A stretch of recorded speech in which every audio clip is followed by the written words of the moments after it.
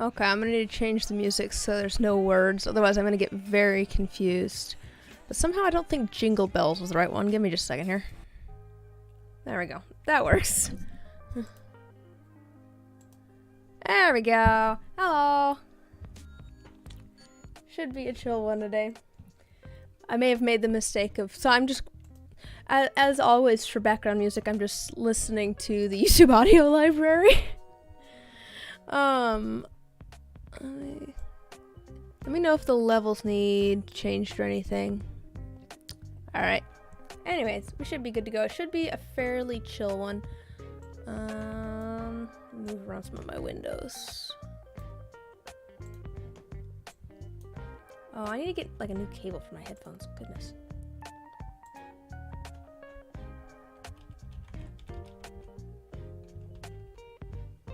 There we go. I think I've got all of my various things sent out. Oh, good. How you doing, Jeff? So here, I'll run through. I have 3 sets of dice and a d20 to ink today, and I think it should probably go fairly easy and quick because I have an idea of how I want to ink them.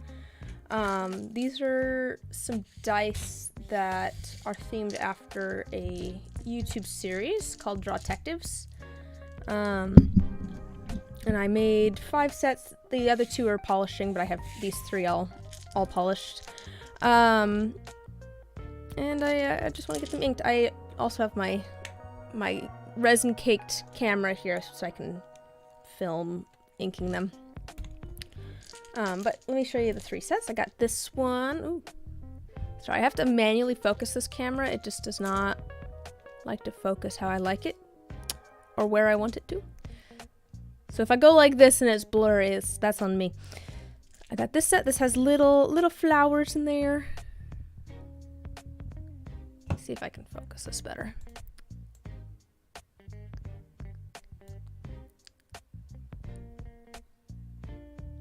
There we go. So this one's got little flowers in there, and then a lot of like shimmery colors. So that's what's going on with these. Ooh. Let me see, where's a good one? I don't know, that one has some good shimmer to it. With the flowers in there. So I got that set. And I'm thinking I'm going to do like a matte or just a flat white for this set. I think that'll work well. Let's see. This set is like a rose gold, a bunch of different gold glitters, and then roses in there. There's a bubble in there. Oh, there's a bubble in this one. That's okay. That is okay. Look, there's bubbles still. That happens with florals. I don't know. They'll catch air sometimes. Usually it's not a huge deal. But yeah, they also have this black in there. So my thought here was I was going to ink them gold so that the gold will show up on the inside, and then I'm going to ink the numbers black over top of that so that then it looks like dark. I do worry that for like, you know, like this area and stuff, it might blend in too much, so I guess we'll have to see. But most of these have little enough black that I don't think it'll be an issue. We'll try it. We'll try it. I got this set. This one has a lot of variation in color and stuff. Some of these are very just like black with some blue, and then some of them get a lot more green and blue. Like this one doesn't even have any black really. I was thinking just gold for this one. I've got the little bits of gold in there. I got like holographic gold in there. I don't really have a holographic gold paint, but that'd be kind of cool. But yeah, I'm thinking just gold. I think it'll stand out well and match the little flecks that I have in there already. And then this is an unrelated D20. I was making like a sea glass looking one was kind of the idea, so it's matte. I don't know what color I'm gonna do this yet. Maybe a light blue, maybe a white. Could do like a shimmering white. That might be nice. I haven't decided on this one, so I'm open to suggestions on that one. But we'll start with this set first, I think. Oops, I gotta fix my focus. There we go. We're gonna start with this set first, just because I think I know how I want it. I'm just gonna do white. As always, I will try the colors, and then if I don't like them, then, you know, it's subject to change. Oh, let me get my other camera set up, too. So these, like I said, are based on a characters from a series. So I'm planning on making videos for all of them. Let's see if I can get my camera in a way that works well and doesn't block you guys.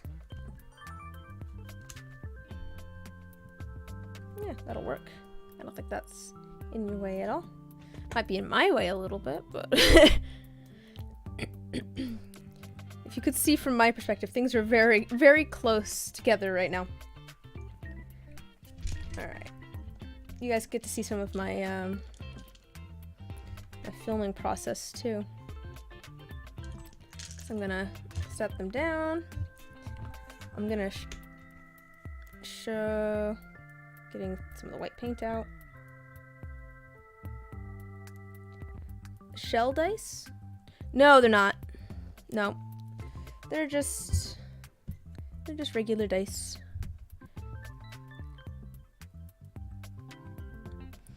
Sometimes with the plants I will do shells, but honestly I need to fix my shell. I need to make some new molds, some new blank molds. My blanks are just slightly too large, so I end up with pretty much some of the same issues that I would have not using them. Or I end up having to, well, different issues. Because I have to, like, sand. If I use the blanks, I have to sand all the sides, because they push out the sides a little bit and make them bowed. And so then I have to sand all of them down so they're flat again. I really need to sand my, sorry, I'm setting that in my mouth. I need to sand my, blank masters down a little bit more. Make sure that they fit in my molds perfectly. It's a good size differential. Well, you want them to just be barely touching the inside of the, like, the numbers on the inside. Because the numbers will help hold them in place. The numbers will hold them in place. But if it's pushing on the numbers, then let's try and move this. Try and move things so that it's in a good spot for both of you.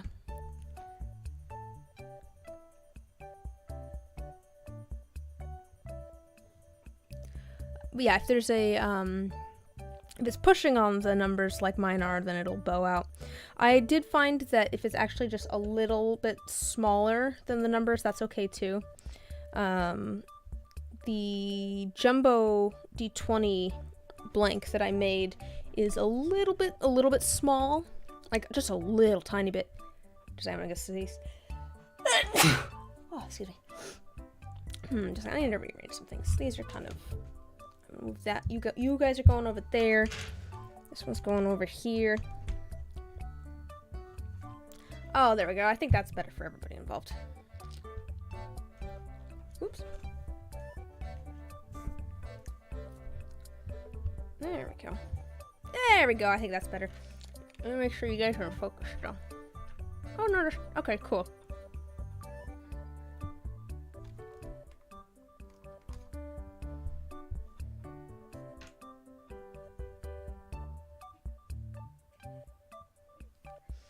It's fun trying to, maybe 1 to 2 millimeters. Yeah, the way that I measured it when I was trying to figure out how to print is I literally took a mechanical pencil and I put the pencil part into the number, and the outside part, you know, on the outside to figure out how deep it was. And then, use that as the differential to figure out, you know, how much in I needed to go. Double it, of course, because you have the numbers on both sides, but...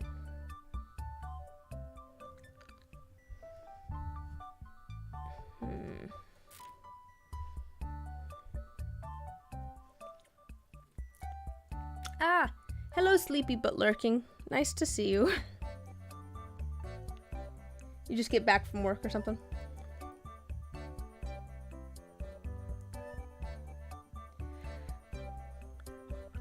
It should be a chill stream, so maybe it'll put you to sleep. I don't know if that's a good thing or a bad thing if it puts you to sleep, but listen to the dulcet tones of my voice. You are drifting away. Woo! I feel like sleepy has like a different connotation to it than tired.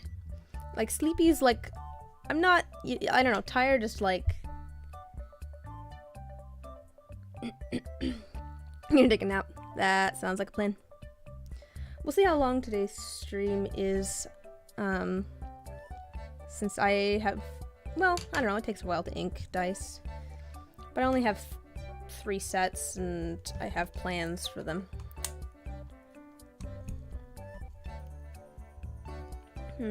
I am trying to both stream and film, though, in a way that is, looks good. I might try zooming in a little bit. I'm gonna do some inking on that. Oops, did I hit you guys with the white paint? I am thinking, though, if it goes super quick, which it probably won't, because again, I have to ink it, all of them, even though I have plans. I have plans for how I'm going to ink them, but I still have to take the time to ink them. If it goes super quick, maybe we can work on the bottle that I started last week. It's almost done. Well, it's not almost done. I have almost all of the colors filled in, but then I want to add some textures to the different like panes. So for folks that weren't here last week, we started doing a digital drawing of a bottle, because I send little bottle stickers with all of my dice. Jen here drew 2 of them for me. And I have one that I drew, and now I'm drawing another one. Sounds like, well, once he gets some free time, my brother is interested in trying out digital drawing and maybe drawing a couple for me too. We'll see how it goes. He hasn't done any digital art before. Let's see here.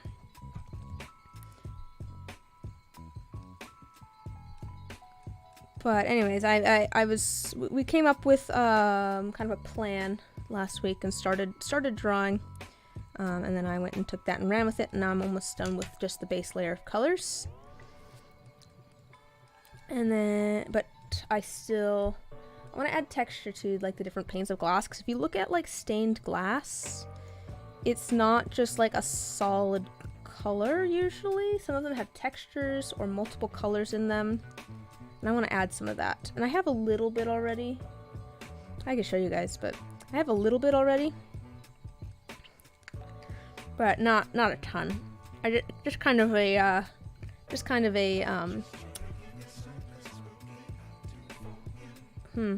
might need to change the song. This has words. That just gets confusing. This is called Spooky Bop. Move to the next one. What was I saying? I don't remember what I was saying.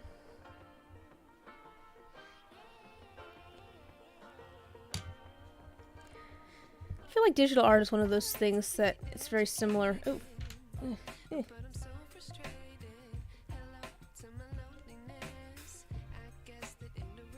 Trying to get this in a good spot. Now, I'm just gonna stop doing that for a second. We'll come back to that in a little bit, and I'll do a little bit more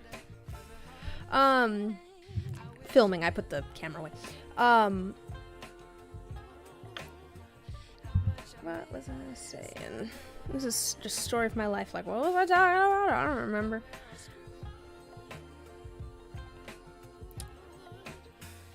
Oh, but yeah, I'm almost done with just the flats, and then I'm gonna go back in and do some kind of painting stuff. I'm honestly kind of surprised with how well the sort of like line art sort of stuff ended up, but that's because I used a lot of like curve tools and stuff. I'm not a line art person. I'm more of a painter kind of person. I'm not good at... This has words too. Oh, they're all by the same person. Let me go to one that's by a different person. Try that.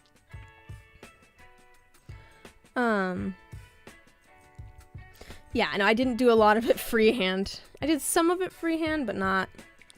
But I like rotated things to make it not, you know, perfectly even and stuff. Not a lot of freehanding. And then, you know, I used a line tool to make all of the like lines for where the stained glass panes are gonna be. I feel like I should pull this up just so you guys can see what I'm talking about. I've been posting it in the Discord, but I know not everybody is in the Discord. Let me see if I can grab a image of it. Give me just a second here.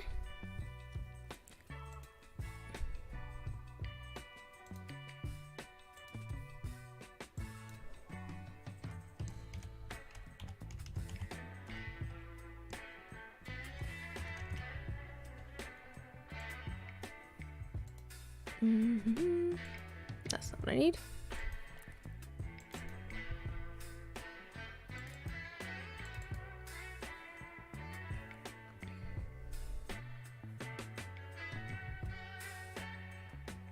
Oh, I guess I haven't shown you guys further than this, but... Hi, Flare Cobra! Oof. Why is he giant? Yeah, so working on a stained glass bottle, and you can kind of see in like the blue, I've started doing some of that. Ah! Wow, my camera. Okay. Ah! Why is it doing that? Okay. Yeah, in some of the blue you can see I've done some texturing and stuff, but anyways, back to inking. There's our D20. I think the white's good. I've done more since then. Have I shown you guys? I'm trying to, actually, I could use a second opinion on it. Maybe I should open that up and see what you guys think. Just a second here. Let me just open this up. I want to know whether something looks how I want it to look. Let me open it up. I'm just gonna open up the file.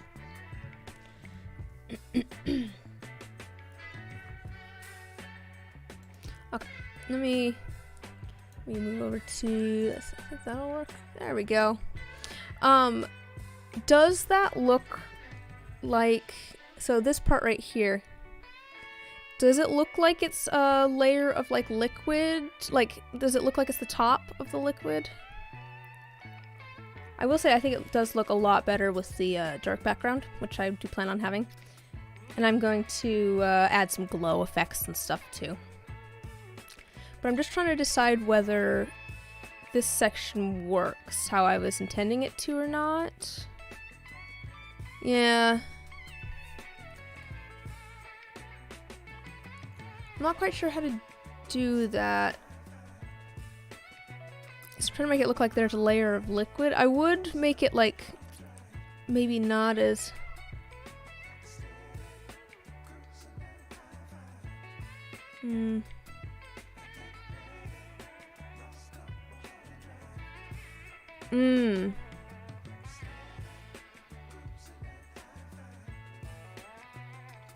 Well, should I make it more, should I make this part darker? And have a little bit more of like a glow here is what you're saying? Maybe lighter where the liquid stops. What do you mean?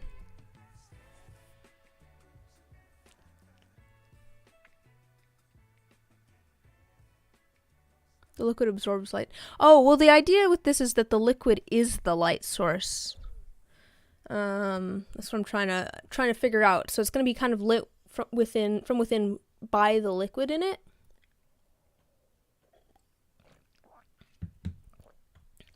Yeah, I've given myself a challenge. And I'm going to add some glow and stuff to the outside so it looks like there's some light bleed and stuff. I'm just trying to figure out how to make it look like there is, like, show that the liquid stops at a certain point, That's what I was trying to do with this section right here. Yeah. Do you want to hop into a voice call, Jen?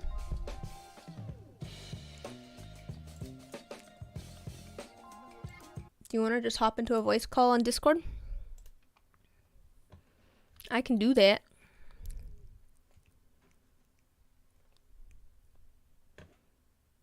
I'll leave music going well. Oops, that's not what I meant to click. Don't have to, I know you're sleepy.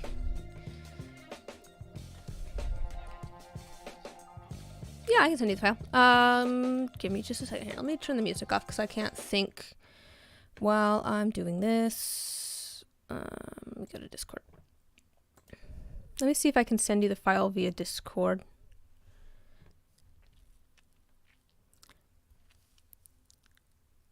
Where's the file? Where's the file? Where's the file? Do you want the actual, like, drawing? Oh, here it is. Let's see if I can send this. Nope. I might have to just send you the image. Just a second. Let me export this.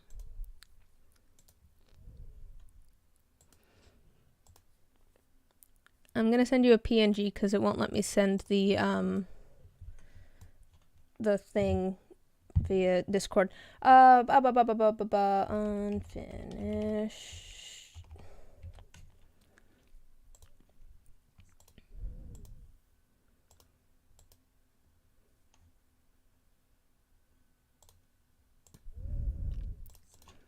Okay, there's that. And here, I'll just call you.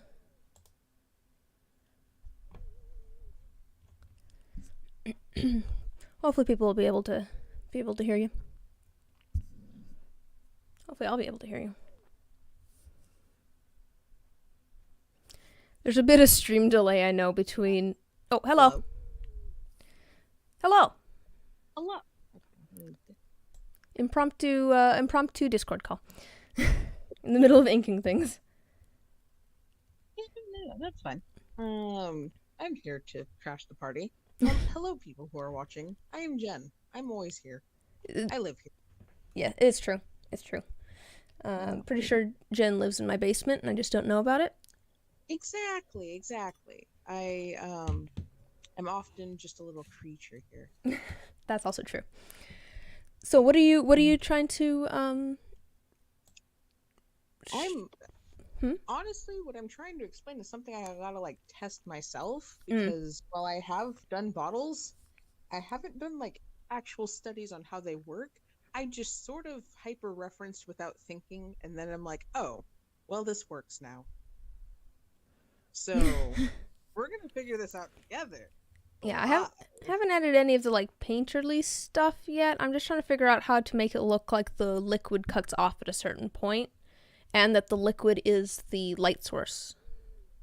All right. Let me see. Can I streamception? Oh, should I? Just like, I'm gonna need to change to. Let's see. Can I show Discord? That's not gonna cause any problems, right? Let's try. There we go. I can switch to Discord, or to see if you can show what you mean. Okay, let me give it a try. I'm gonna share my screen. I probably don't need my webcam showing that. Okay. Okay, cool. So what I was initially trying to explain, and I am going to make it a very exaggerated layer, because I know you don't paint the same way I do, which is haphazardous and crazy, by the way. I am only a menace to society myself. Using straight up just white, which don't recommend, but yeah. What I'm saying is that usually the meniscus, or like where the liquid stops, is often just indicated by bright light. And you just kind of let that cool down where it's just a little bit. Oh, it like kind of emphasize that by making it even brighter at the top. Yes. Oh, okay. Yeah, and then that will affect the colors that you have around it. Yeah. From there though, glass tends to just follow its form a lot to just go down that way. Oh yeah, That I haven't way. gotten to the glass part yet. I have Yeah, plans yeah, for how I'm yeah. gonna do that, but Yeah, but generally that is how you indicate that, and then it would reflect a bit here, etc., etc., etc. You know this better than I do technically, but I'm just trying to point out what I meant mm-hmm. in the most exaggerated way possible. Yeah. So really what you're saying is that there should be it's going to be brighter around the top of the liquid to emphasize it, and then there's going to be more light bleed. Yeah. Yeah. I haven't ended any of the like light bleed kind of look yet, but I can Mm-hmm. see how making it brighter at the top definitely emphasizes it more. Yeah, Mm-hmm. I Mm-hmm. like that. Also, I Yeah, and think then hmm? oop, What? you were saying? Oh, I was just going to say I do think that having the light bleed into the black and stuff too will help make it look more like it's lit from the inside. Yeah, once you have it more dark and quote unquote translucent at the top, it it'll all come easier with rendering. I'm just saying this bit. Mm-hmm. That's what I'm just talking about. You just got to do that bit Make it so that lighter. way you can figure out where the light is. Yeah, I like how you added that darkness there too in the middle. That gives Yeah. it more depth. Um, glass reflects like hell. Yeah. Yes. Yeah. It Mm-hmm. is so reflective. Yep. Yeah. Yeah. Usually I will do like a still life. And the nice thing about that is I don't actually have to think about what I'm painting. I just paint the colors and the shapes that I see. But this one I have to try and figure out how things are actually working. Yeah. See, I should No. just let you finish rendering this because this is looking great. Oh, thank you. I would love to, but I'm definitely enjoying seeing how you're pulling this off. Honestly, I'm like, ooh, I'm having fun. improvement. I'm having fun. Yeah, and then I think on the harder edges, Yeah, this there's is a just a little rim light is yeah. always funny. Well, I was planning on having some kind of light bleed into the black too. Yeah, Yeah, because I think that that's what we want. definitely shows that it's illuminated. Yeah, see Yeah, how you have a little bit of like light over the black? Yeah. yeah. And with that, I will sign off with a funny little doodle of me. This is not a doodle of me. This is my life. Shrug. Oh, looks great. What is it? Pack it and ship it? I think we're ready to go, boys. Yeah. All right. Wait, I gotta draw some tabbing real quick. There we go. Dab. Okay. Cool. Alrighty. Well, thank you. Thank you. Bye, stream. Bye. How do I leave? How do I leave? Let me out of here. Actually, how do I leave? How do I leave the call? Oh, disconnect. There we go. All right, let's go back to inking things. Now that we've got that figured out, let's see. Footer coverage said, got a couple of dice trimmed down a bit, and you're considering how to ink them. I was thinking black because they're very orange. That could be cool. That could be cool.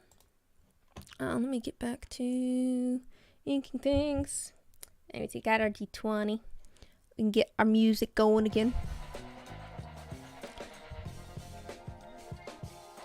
Yeah. I should probably get my camera figured out again. Yeah, you should really see my setup. It's a time. Try not to block anybody.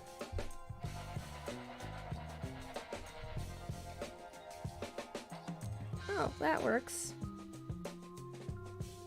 Oh, they're on the server. Arts and crafts.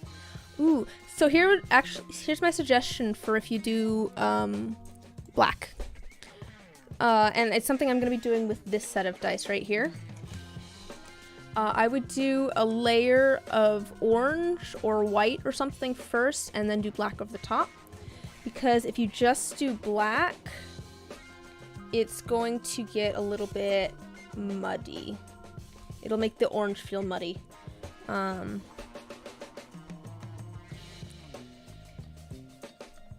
Hello, yes, I'm trying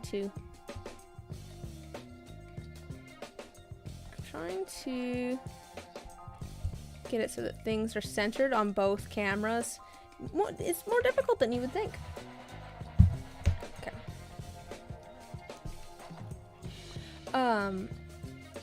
Yeah, so for this set of dice over here, I want to do the numbers in black, but I worry that that'll make all the other colors feel kind of muted on the inside, so I'm going to ink them in gold first, and then I'm going to ink them in black, so if you look through the die, you'll see gold, you won't see black.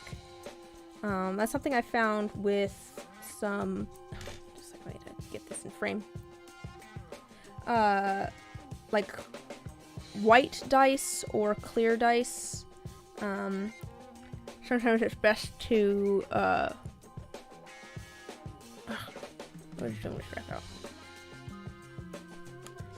sometimes it's best to double ink them just so that the colors don't get muddy.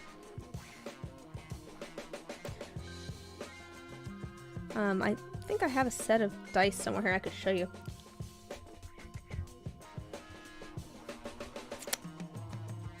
Give me a second here. Let me get the D12 inked, and then I'll show you what I mean by double inking them.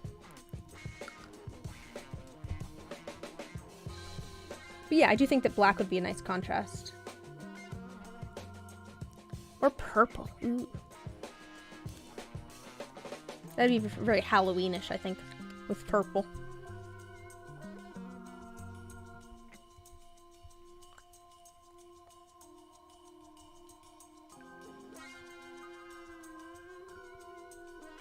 Oh, you know what how I should set this up? I should have one camera on one side of me. Wait, I have an idea. I have an idea for how I can set this up so that everyone will have plenty of space. You might see each other though. That's gonna be the...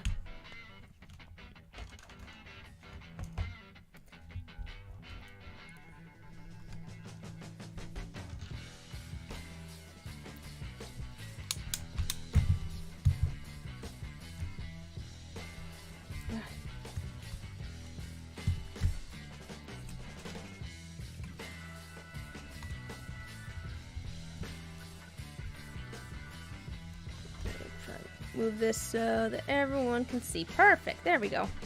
That'll work, I think. Hey, there we go. I think that's much better. Yeah, that's basically what I'm saying. Well, that's kind of what I was saying. Doing a base coat of one color on the die, and then going in with the actual color that you want to show.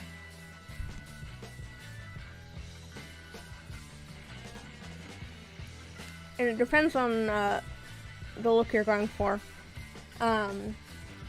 If you really want the colors to pop, white might be your best bet. Unless you have a nice opaque color.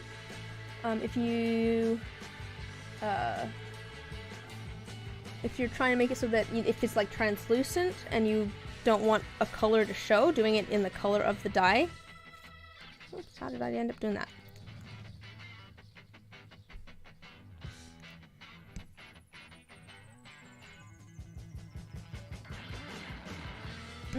That makes sense.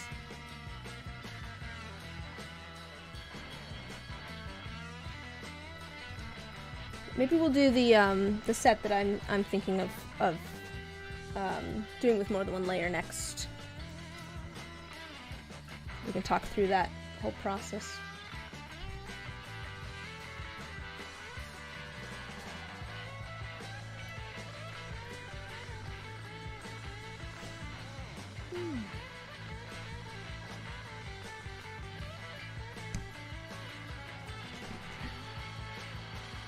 You know, I like streaming from my office here. Oh, you're good. You're good. I just was wondering if we were talking about different things, to be honest. Oh, to be fair, I just plan on making these dice have white numbers. Kind of I'm just gonna go white with these ones. I think these ones are just gonna be white. It stands out well. It kind of matches the character that I'm basing them on. But I have another set here that I'm planning to ink in gold and then have the numbers be black so that there's gold on the inside and black on the outside. Also, welcome. Hello, how you doing? There we go, we got our D12.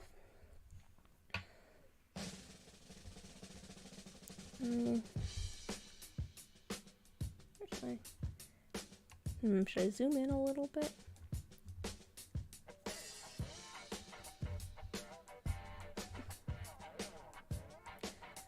I should get another one of these tripods right here. That's nice. The tripod that you guys are currently set on is duct taped together. That's how well that one works. Ah! Darn it, I painted my microphone again. This is not the first time I've gotten white paint on my microphone. This is what I get for having my face close to my microphone and setting a paintbrush in my mouth.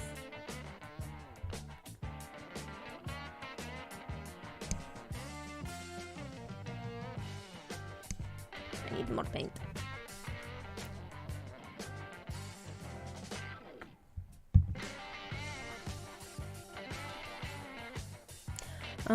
What I was going to say though is I like streaming from this location. It's kind of nice being able to have background music, because I don't have background music when I'm pouring resin. I was originally going to pour resin today, and then I had stuff that I was going to pour on Thursday night, and I just did not feel like pouring resin on Thursday night. It's like, well, I already have everything set up, because I set everything up Wednesday night to pour on Thursday night. But I got home from work, I was like, I don't wanna. I'll do it Friday. So I did it Friday morning instead. But, you know, if I'm gonna pour resin on Friday morning, I can't pour it on Saturday morning. Not quite enough time, because things have to cure for 24 hours before I can take them out of the pressure pot, and that'd just be cutting things rather close. So I was just like, well, if I'm gonna pour things on Friday morning, I'm gonna have to do something that's not pouring resin on Saturday. And also I didn't really have a good idea of what I wanted to pour today anyways. A lot of the things that I've been pouring recently have been for videos, and it's just kind of awkward, as you can tell by how things are going now. It's kind of awkward to film and stream at the same time. I do it for commissions, but that's because I like both streaming and having a video for commissions. But yeah, it's just a little bit awkward. So it's just like, I'd rather just film that stuff. Oh, that reminds me. I was gonna bring it up because I've been thinking about it, and oh,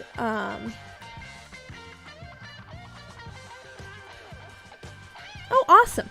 I'm one of the videos that I'm currently working on, and it's going to be probably a couple months down the line until it's done, because my process takes forever, is making a set of dice in real time. So it's going to be from figuring out colors through pouring, sanding, polishing, inking, all of that in real time, just to kind of show how long the process is and stuff. I think that'll be kind of interesting. I don't know if people will watch it, but I want it as reference. But no, making dice is a lot of fun. It's a lot of work, but it's a lot of fun too. So that's awesome that you're trying to get into it. Okay, cool. D10 is done. Yeah, it is weird temperature-wise. Luckily, I mean, it's probably not going to fluctuate too much, the temperature where I have my resin stuff.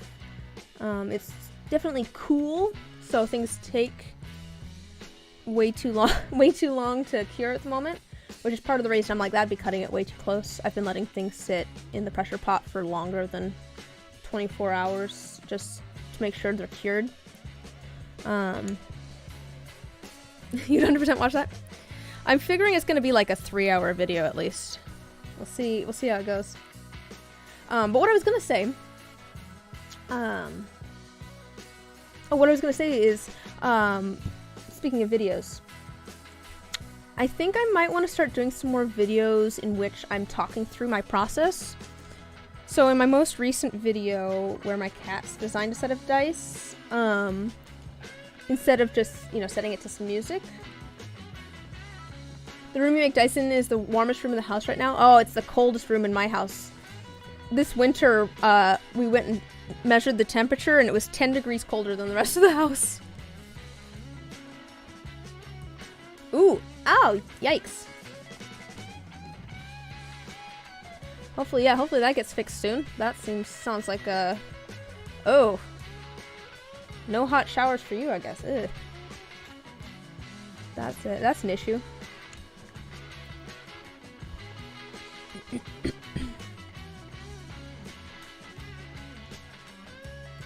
I'm gonna hold this one very specifically here. I zoomed in with my other camera. So it's very close.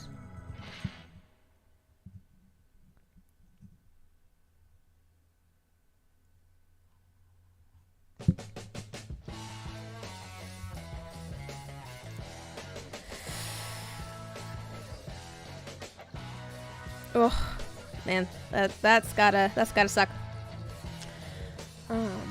What I was saying though about videos, sorry, going back to what I was trying to talk about before, I keep forgetting.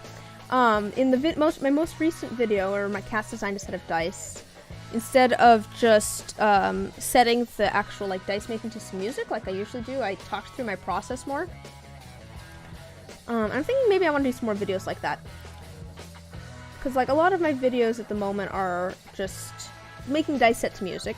And I want to continue making those. I know my mom likes them and my grandma likes them. At the very least. And they're fun to make.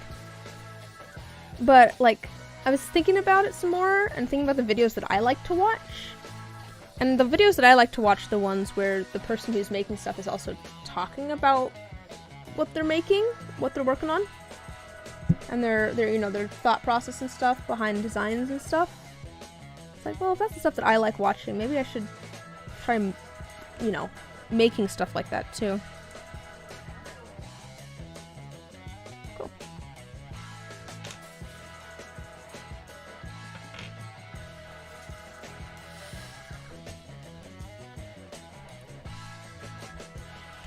Move that off to the side a little bit.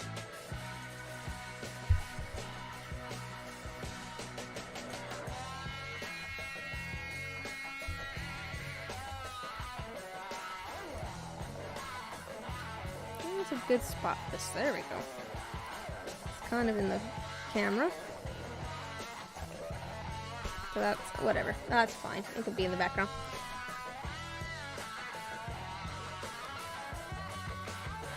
Yeah, that's kind of my plan for these videos with the characters. To be fair, the one that I did recently with the cats, it was on the fly. But I feel like with like the characters and stuff, if I do it on the fly, I'm just gonna forget things that I want to include. I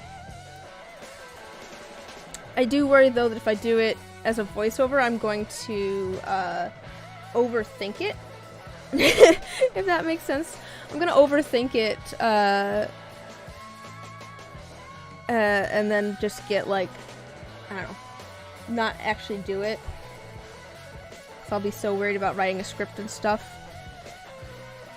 That's part of the reason that tutorial videos take so much more, I don't know, time and effort and stuff, is that I have to take time to like figure out what I want to talk about.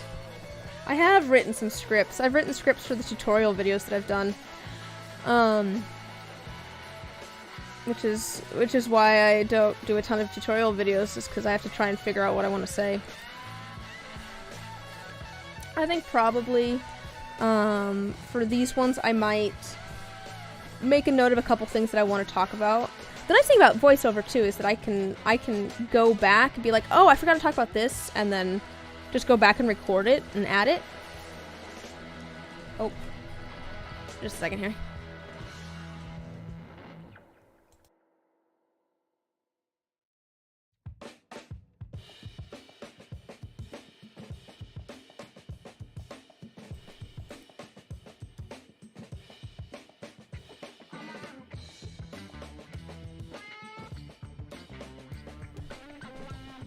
Okay, sorry. Yeah, so I don't know. There's pros and cons to doing it on the fly, and pros and cons to doing it, like scripting it all. Ooh, that looks nice. I like that one. Yeah, it's good. I like that one. Maybe he'll come in through the front door.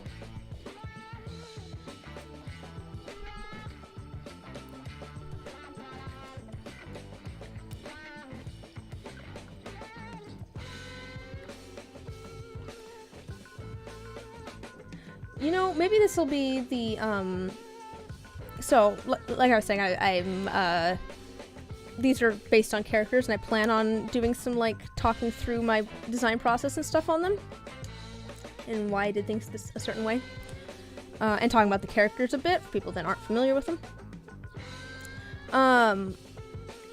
So maybe this will be kind of my look into how well that works. I'm still trying to decide what I want to do about the set after this. So this is just a set of 5. There's 5 characters that I picked from the thing that these are from. And I made dice based on all of them. The last 2 are polishing right now. But the dice that I'm working on pouring at the moment, there's 13 of them. Because there's 13 characters and I wanted to make a set of dice for each of them. And so I'm trying to decide how I want to do videos, because if I do 13 videos at a video a week, if I don't do any other videos, that's going to take like 3 months, right? No, wait. Yes. Because it's about 4 videos a month. Yeah. So, about 12, yeah. So it'll take like 3 months to get through them all. And that's without doing any other videos, which I don't think I want to do that. I think people who aren't familiar with the series and stuff are just going to be like, seriously? Another one of these? I came here for dice tutorial videos. I don't know anything about these characters. So I'm trying to decide how I want to do that. Because if I did like 2 videos a month, that's going to take like 6 months to get through them all. Which might not be a bad thing. You know, it'll be like a series, which is fine, but I don't know. I just worry that let me just a second, I'm gonna get some good film footage of this. Oh, hello, Luna. Ah! Yeah, I think that's probably the way to go. Look through my video footage and talk through. I wonder if I should edit it first. I'm gonna move this for now. We'll get some more video footage later. I wonder if I should almost edit it first, and then do the voiceover. I wonder if that would be better or worse. Because then I'd have to try it. Like if I'm like, oh, I have a lot of stuff that I want to say about this, and I've already edited it down to like, you know, half a minute, and it's not enough time, that could be an issue. Oh no, a cat threw up in the cat bed. I'm gonna have to clean that up after. Sorry, you guys probably didn't need to know that.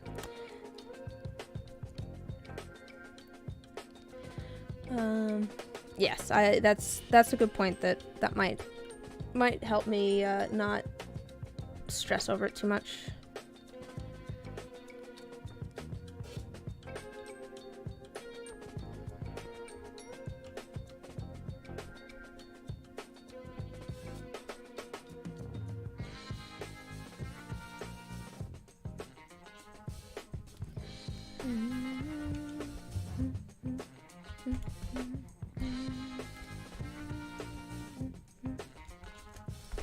I can just zoom in.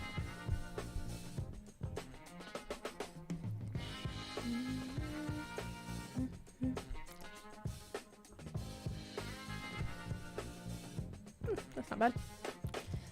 Not quite centered. There we go.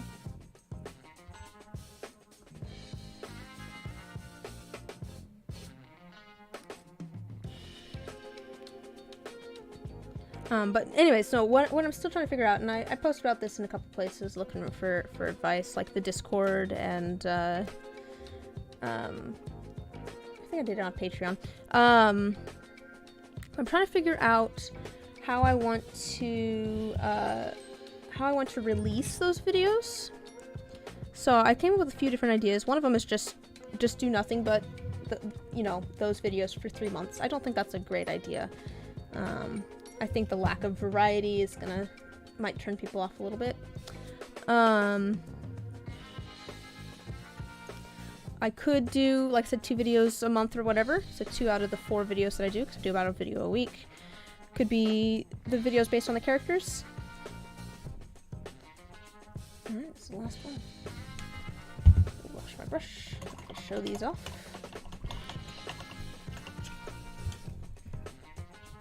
Show these off to the camera here. Ugh. I guess he didn't actually want in. Okay.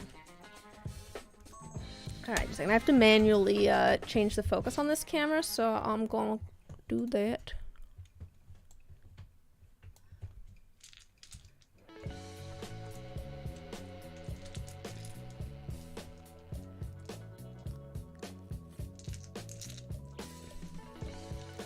True. That's true. I could take B-roll footage.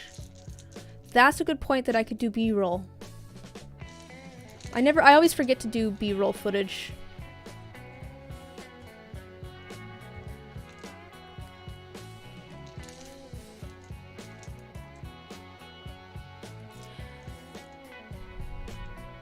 There we go. Anyways, that's the first set of dice done. It's been almost an hour. Alright. So I said we'd do this set next because, oops, I have to get the focus right again. I could drop an entire playlist at once. That was another one of my my options on the list was to yeah, another one of the options on my list. We'll look at those for a second while I grab some tea. Pretty. This is not, I think, quite focused where I want it.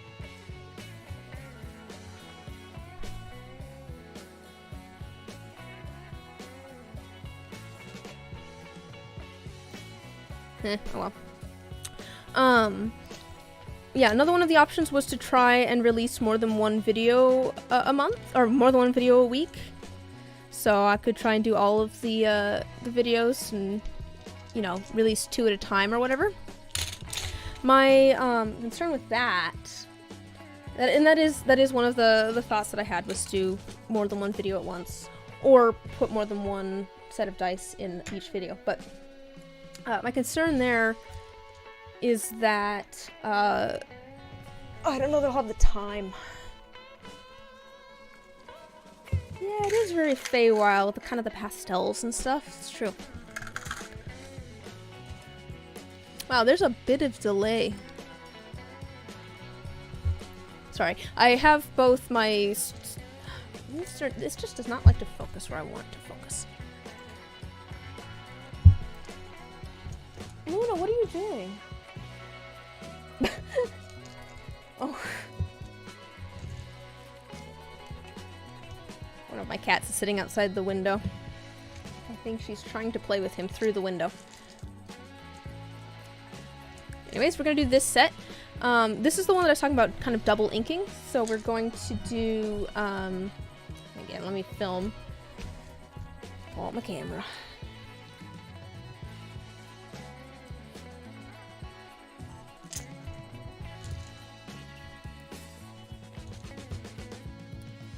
We're gonna do a layer of gold first.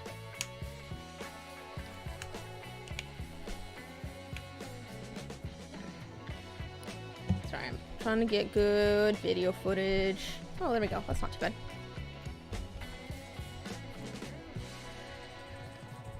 There we go. Cool. They're both in frame. That's the important thing. We're gonna do a layer of gold ink, and then we're gonna do a layer of black ink over the top of it.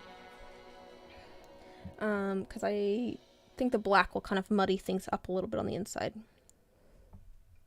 So I'm trying to get things in frame for both you guys and the video camera.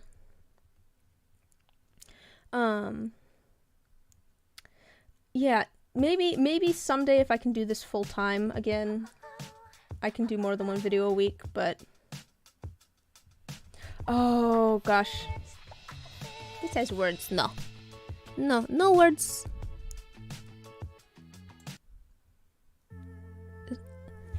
Does this also have words?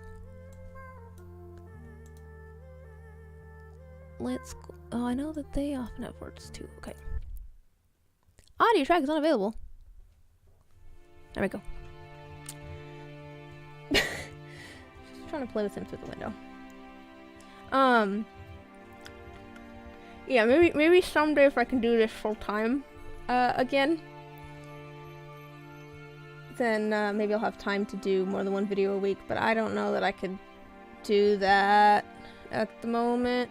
It's not the filming part; it's the editing part. Editing takes me forever.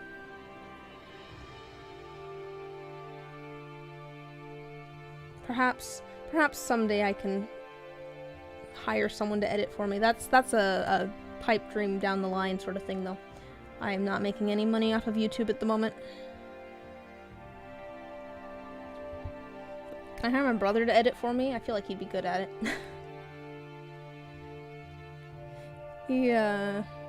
He's much funnier than I am.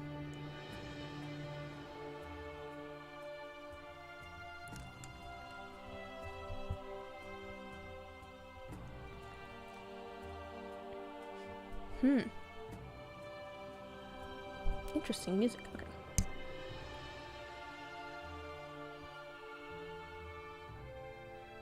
Although I feel like it might be difficult to have someone else edit things if I'm doing voiceovers and stuff, you know? I guess they could edit things together and then I could add the voiceover, but I don't know, it's just easiest for me to edit things, I guess, at the moment. But it takes me forever. It takes so long to edit things. I don't know how people edit things quickly. I guess maybe, to be fair, I tend to edit things into very short little clips, whereas some people will have like very long, you know, they'll keep a whole section of video footage that's just like, come, I just want you to focus.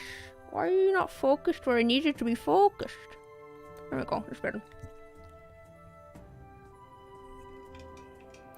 I'm scooting you guys all over. You're all... There we go. That's better. That's somewhat better. Okay. What was I saying? Do not remember what I was saying. At all.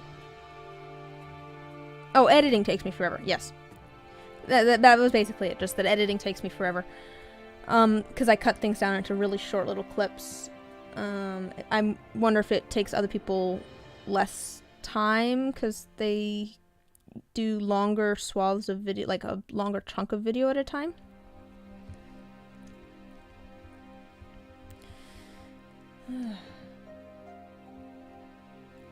I need to finish up. I might do some editing today.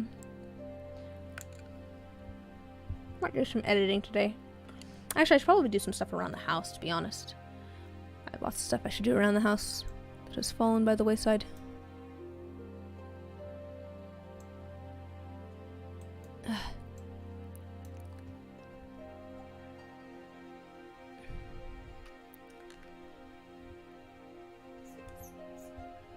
Are you ready to come inside, buddy?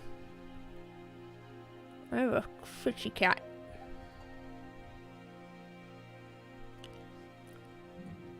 Hi, Tara. How you doing?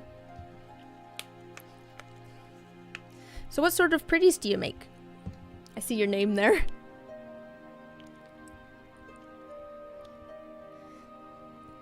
Yes, for people that are joining, I'm very sorry if things are not quite in a good spot. I'm trying to both film this at the moment and stream it with two different cameras. Somehow it's not the easiest trying to keep track of two different viewpoints at the same time.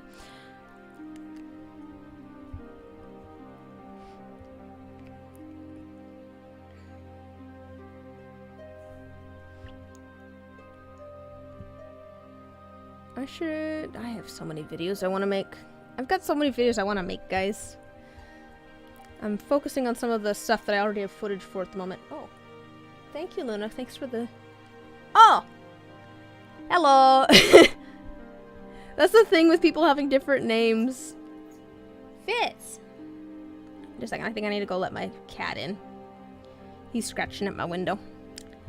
Give me a second. I'll be right back. I'll be right back. Let me change the focus so you can see the dice that we're working on. Maybe. Ugh.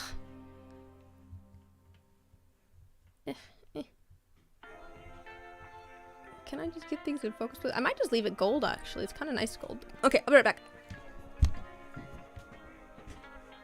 You coming in? Come inside, buddy?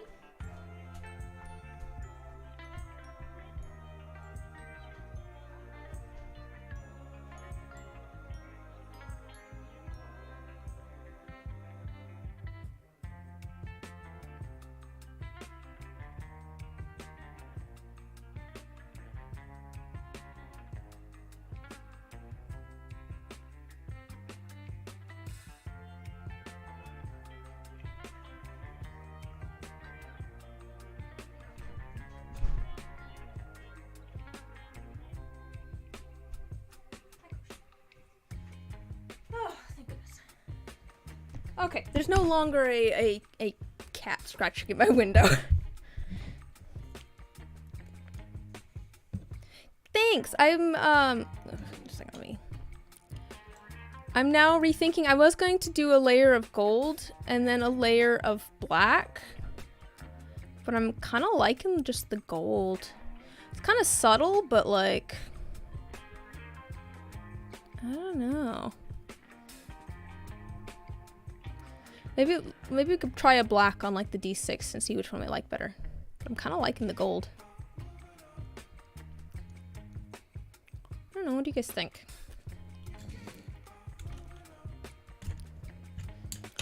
Okay, I'm gonna go back to the... This was working well.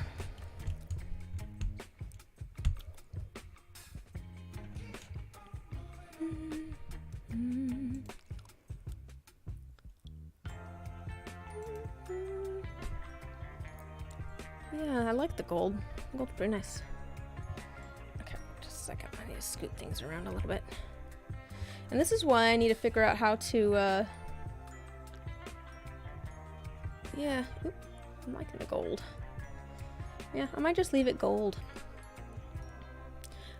I've got that little bit of black in there. I think that's probably fine. I wanted something that was a little bit kind of gothic, I guess.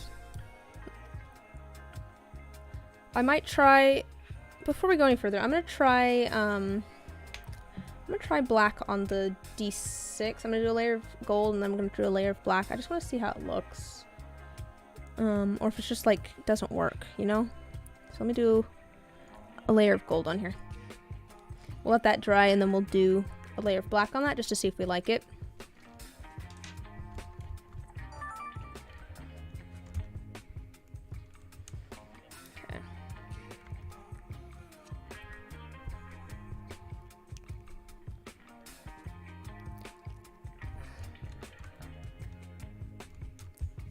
Getting cameras all figured out.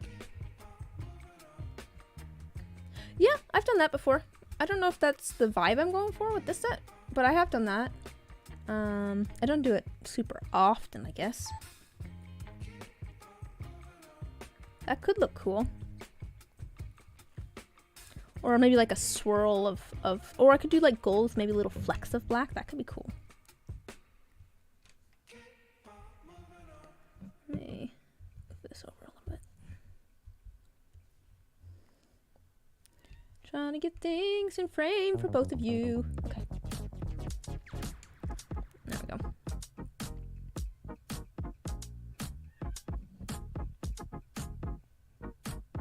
It's kind of... Luna! Why are you yelling? I don't know why she's yelling. She likes to just scream, though. She likes attention. She likes to just walk around the house and scream and have you follow her.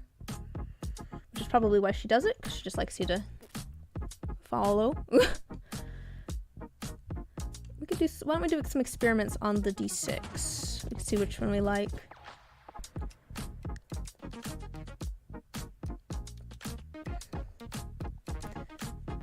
Could do black with flecks of gold, or could do gold with flecks of black.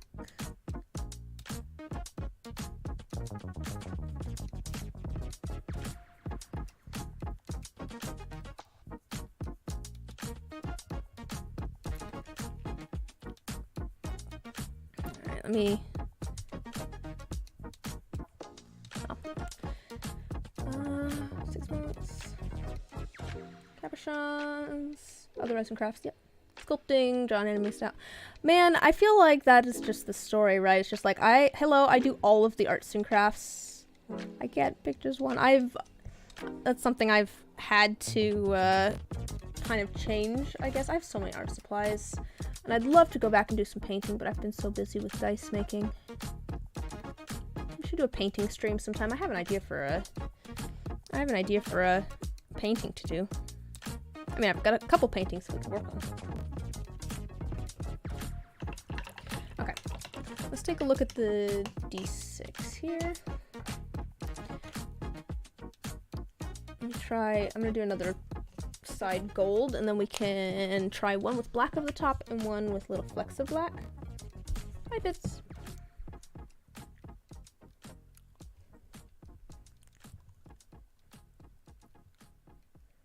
Oh, have you not seen any of my paintings? I can pull some of them up.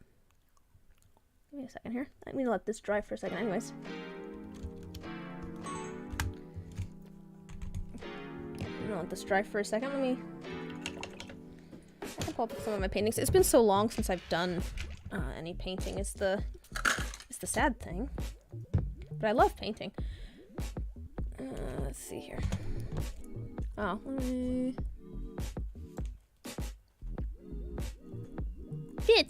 Fitz, your little puzzies are in the way. Okay,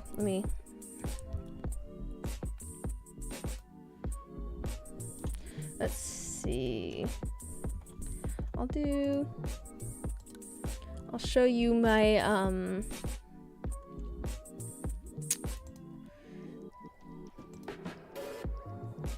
this one I have, dubbed self-portrait, and I actually started this one on a stream. I started this one on a stream a long time ago, because that was back when I was streaming on Twitch. Pretty sure I started this on Twitch. So there, that one is lovingly titled Self-Portrait. Under, like, in parentheses, the collector. And I have an idea for a painting that would kind of go with this. Let's see here. I felt tired just reading that. Let me add another image. Let me find something a little bit more traditional. We'll do a still life. Let me find a still life that I did. I'll do this one. Some of the lighting in this one's a little bit off, but this was a still life that I did for a painting class. That's true. I could do like a still life of dice. That'd be kind of cool. Yeah, I did some stuff for a painting class fairly recently, back in 2020. It's one of the last classes I took before graduating. Let me add an en plein air one, because those were kind of fun too. The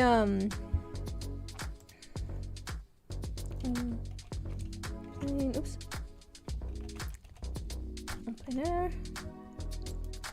Let's find a good one.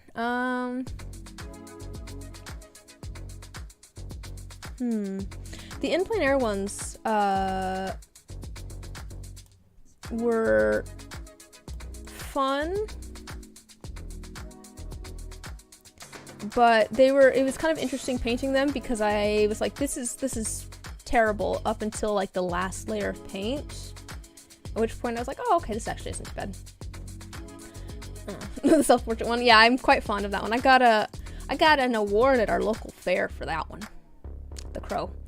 Let's see what else. I can show you a more traditional still life, but it's been so long since I've done any painting and I want to. I love doing multimedia stuff. that's one of my favorite things. One of my favorite things is doing like multimedia paintings, stuff where I manipulate the canvas in some way. I have a series of this is more traditional still life. Just a second here. I think the best compliment I got on this one was my grandma, who said, "Oh, that looks like one of those fake apples." And I think she meant it in a, oh, I don't know, it kind of looks like one of those fake apples way, but it was a fake apple, so it worked out. Anyways, it's been so long since I've done painting. I want to do more oil painting too. It's been, oil painting is so different from acrylic, but it's just fun. I've discovered. I do a lot of, let's see here.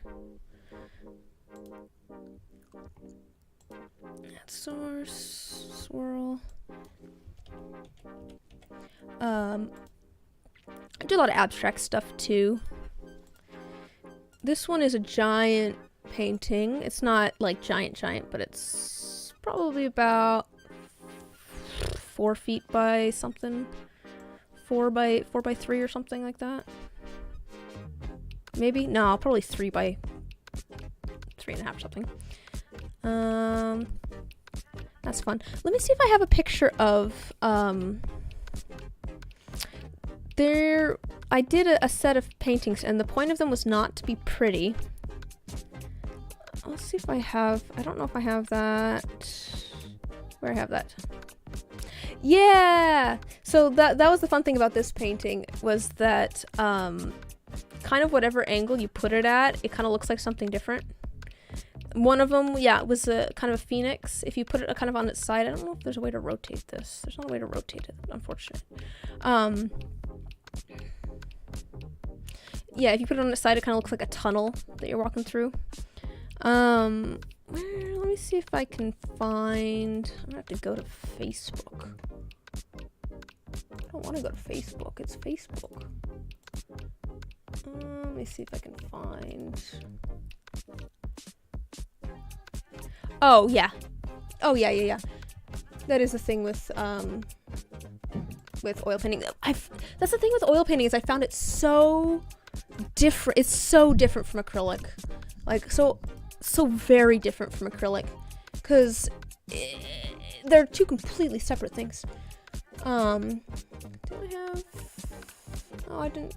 Oh, I guess I don't have a photo of those on Facebook. Oh, unfortunate. Oh, well, I'll have to find those somewhere. I don't know where those went.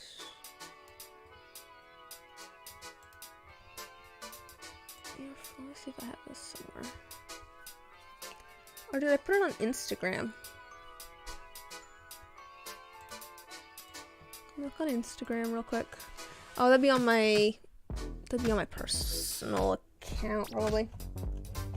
No, oil painting is never finished. Yeah, pretty much. Let me see if I have it on my Instagram. No, see, that's the thing though, is that like, see, that's why I like acrylic. That was my problem with, oil painting, is that I'm so used to acrylic. I've done acrylic for so long that,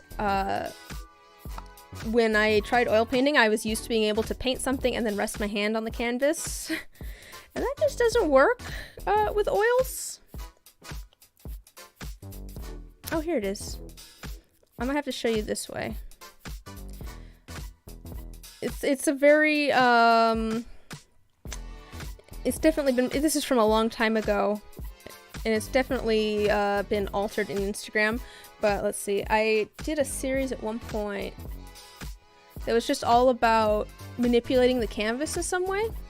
So I straight up went and, let's see if is this in focus. I don't even use this Instagram account anymore, really. But the whole point was that I manipulated the canvases. So I straight up punched holes through them, sewed into it, cut out sections. I can't remember what it's called. There's like a stick tool that you can use. And I remember that it had the same name as something else, and I can't remember what it was.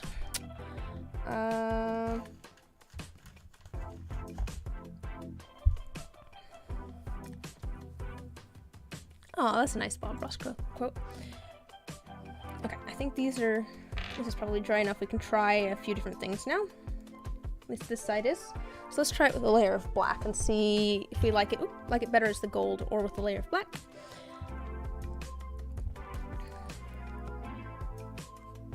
I can't remember what is that stick thing called? Let me see if I can. Oil paint hand rest stick. What is that called? Oh, a maul. It's called a maul. M-A-H-L.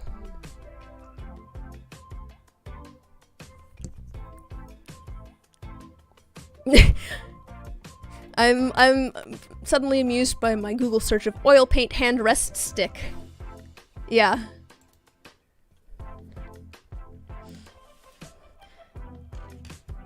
Looks like you came to the same conclusion as me at about the same time.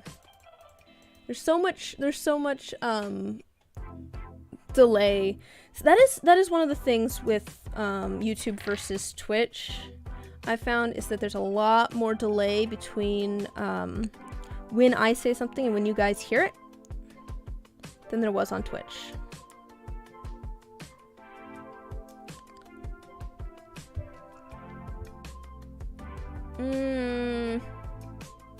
I think we're just gonna go gold. I don't think I like the black. It's too dark. It's hard to see.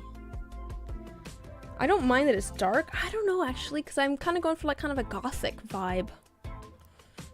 Well, let's try just a few little splotches in here.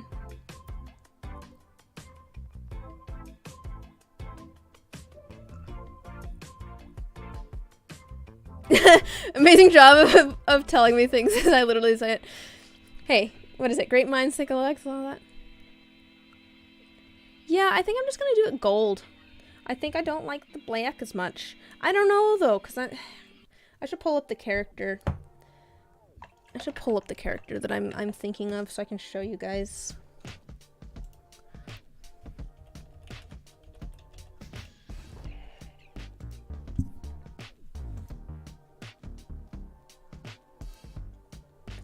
Let me see if I can.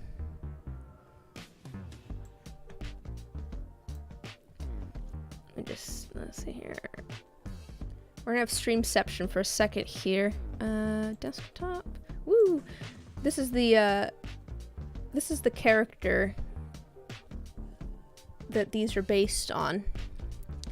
So I'm trying to. Oops. I don't know. I'm trying to decide if I should go with gold, which I think looks better. The reason that there's gold in here is just because she's kind of a rogue character. But I don't know whether I should go with the black. I don't know why I'm trying to show this to you at this moment, because you can't see it. Let's go back to webcam. Hello! How you doing? Yeah, I don't know if I want to go with the black, which maybe feels more like the character, but is kind of harder to see. Or I want to go with the gold, which I think looks better, but doesn't match the character as well. Let's see if I can just... Can I save this image? Oh, it's a WebP image or whatever. I hate those.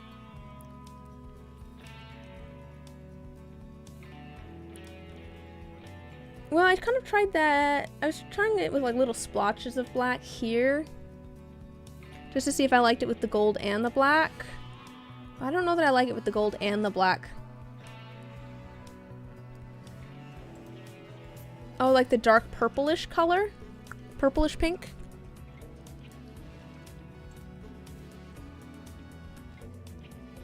Kind of like a,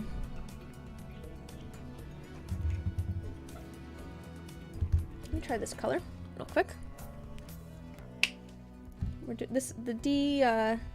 This dries a lot darker than it looks here. So this might work. Ooh, this might work. We'll let this dry and see if we like it. That could work, but we'll let it dry. Like I said, it dries darker.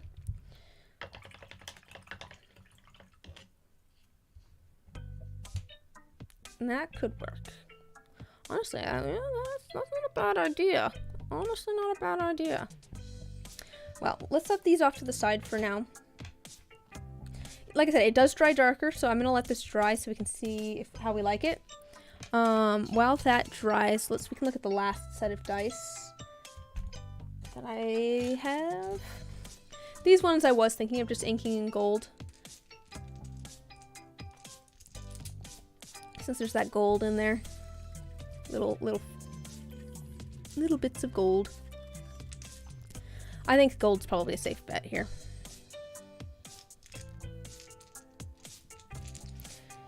That was something I was thinking might be good to talk about in yeah, I'm kind of liking the pink. I'm with you guys. I'm gonna let it dry. I'll let it dry. Oh, on these, the kind of sparkly bits in there. So it's a mix of things. Some of it is just a little bit of gold glitter and some gold foil, but the like streaks in there, I went and got like hair tinsel. It's like a tinsel that you can put in your hair to add little sparkly bits to it. I was looking for just different colors of tinsel basically, because I was like, oh, that'd be fun. And found like a pack on Amazon. So I got a bunch of different colors. I did a different set with purple in it too. Those are downstairs though. I'd have to go and grab them, but yeah, they turned out kind of fun. It was kind of an experiment just to see how it would go, and I quite like it. Alright, I think we'll just go gold with these. Yeah, it's definitely different. Like, yeah, I don't know. It is a cool effect. It's definitely kind of a different look to it. Alright, let's see. I'm trying to get things filmed.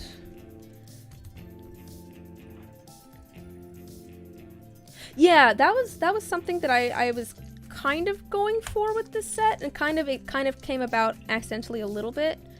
Because I remembered when I was doing the video on dirty pours, I mentioned I talked about how if you add the colors layered on top of each other instead of next to each other, you know, you'll end up with layers of colors. I was like, I kind of want to try that and see how it goes.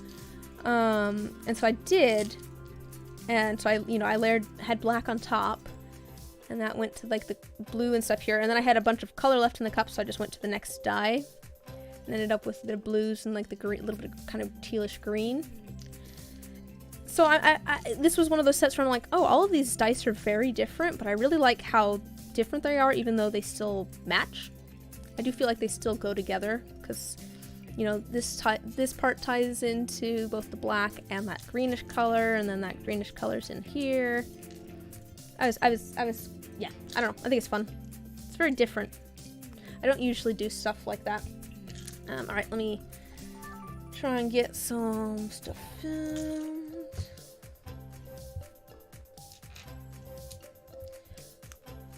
Like a thread of fate. Ooh, I should do... Oh, that was actually part of what made me look for colored tinsel. Oh yeah, they are kind of like... They do feel very lapis-y, you're right. Especially with that blue in there. That's a very lapis blue. I made some lapis dice. Do I still have those, or did those sell? I can't remember. But I made some lapis-themed dice at one point. Let me get this to a spot where it's in focus for everyone. That seems like a good spot. Do I still have those lapis dice? I have to look at my shop, honestly. I think maybe they sold.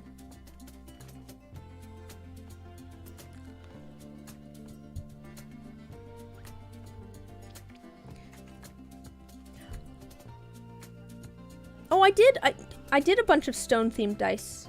I have a set of ametrine themed dice in the shop still, I know. I'll go find those. Yeah, I did a bunch of stone themed dice a while back. Let me see if those are still in the shop. Actually, let me just a second here.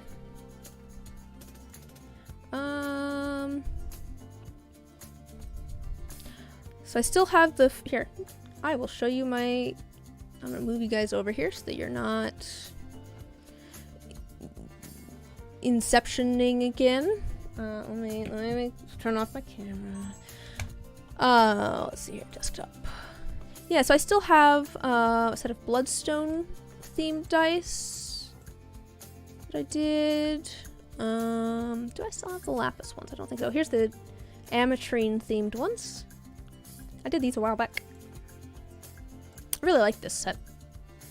It's very kind of simple, but I like the variation in it. It turned out how I was imagining it. Faux malachite. These ones are also kind of simple-ish, but I had a set of lapis ones. They might have sold. I think they might have sold. Let me see here. You guys get to see my... Where is... Maybe in here. My lovely organization here. Let's see, that was before... That was before those. Let me find the lapis ones. Oh, here was the, this was the, labradorite ones. Let's see here, lapis, though. I had lapis ones. Oh, here they are. Ooh, picture's kind of dark. That's not a very good photo. But they are very similar. I did gray and blue, in these ones, though. These pictures are rather dark. I was still figuring out my camera at this point. I also probably didn't have very good light source. Yes.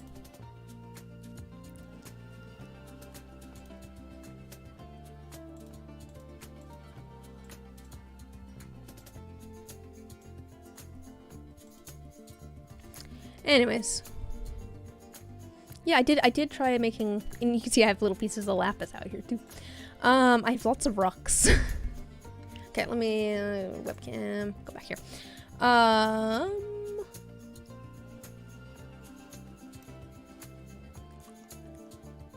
Basically, you right now taking pics with your phone. I was taking pics with my phone. I had a pretty good phone camera. And then I switched with my dad because he needed a certain generation of phone for a app that only worked with certain things. Anyways, I switched with him, and the phone camera on that phone is just not great. And so I ended up getting a nice camera. I'd been wanting a nice camera. To be fair, I've always enjoyed taking photos and things.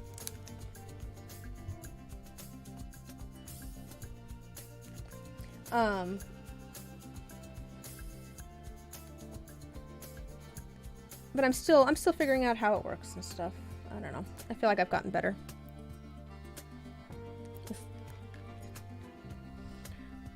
But no, you can definitely get good photos with just a phone camera. Like, it's the biggest thing I think is lighting, honestly. Just having good lighting, which is something I should figure out more. I feel like the best lighting is just natural lighting. Just a second. That's a little bit of an issue.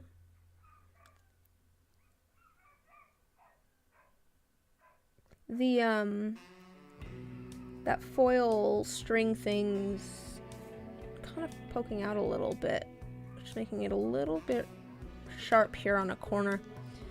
I don't think it'll fit. It's like not like it's still flat, it'll still rest flat, but I don't think anyone's gonna notice that but me, quite honestly.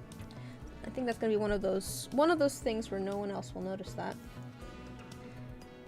Let's see if I can fix it a little bit though. This is not in focus. Is this? I don't know. How in focus is this? There we go.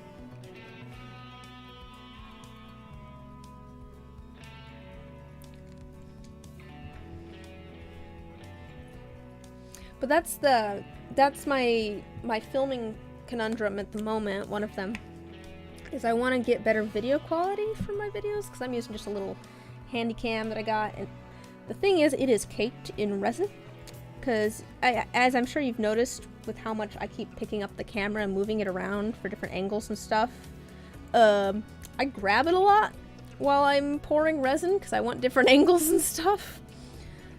So this thing is not the lens, but like the body of it and especially the like film button, the start filming, stop filming button. I don't know what you'd call that. It's not really the on button, but start and stop filming. It's just caked in resin. And so I don't want to use my nice camera and get it caked in resin. Some of the ideas that have been flung around so far are wrap it in saran wrap. Not a bad idea. Just wrap the body of it in saran wrap. I don't know how well I trust it, but it's an idea. I was wondering if they make like a silicone cover for like the entirety of the camera. Quality seems good. That's fair. I appreciate that.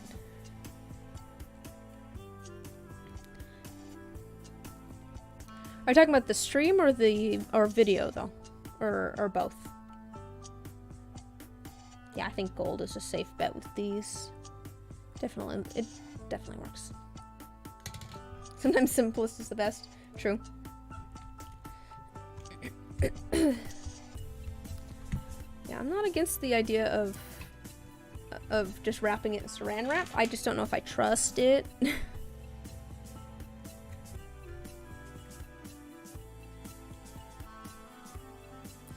But yeah, I was wondering if they made like silicone covers for them. I was looking at like underwater like camera casing, because obviously that would not let resin in. But I want to be able to attach my camera to a tripod, and I don't know how well that would work. I don't know if you can. I don't know if you can attach those to a tripod.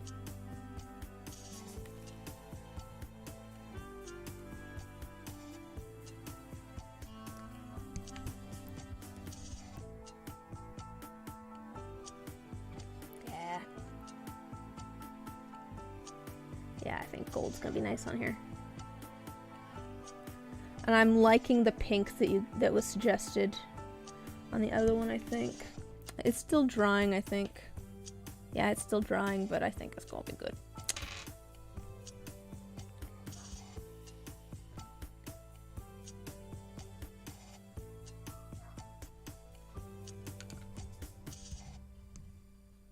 Move this so that it can see.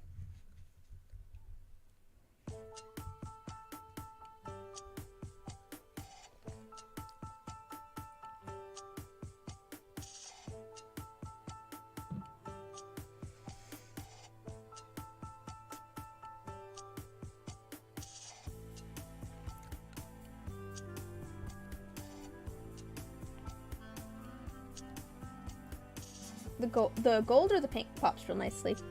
I think the pink, I think both of them, to be fair. I'm gonna assume you're talking about the pink, because the gold, I feel like we've decided it's definitely what we're going with. Yeah, and I like the gold, not the gold, the pink. I like the gold too, but I think the pink there pops more than the gold does on this set of dice. Like, that blends in a bit, but I think the pink would be nice. I think I could probably just paint that pink over that gold, too. I don't think that'll cause me problems. I don't think it'd be noticeable, to be honest. But I am gonna let it finish drying all the way before I make that call 100%.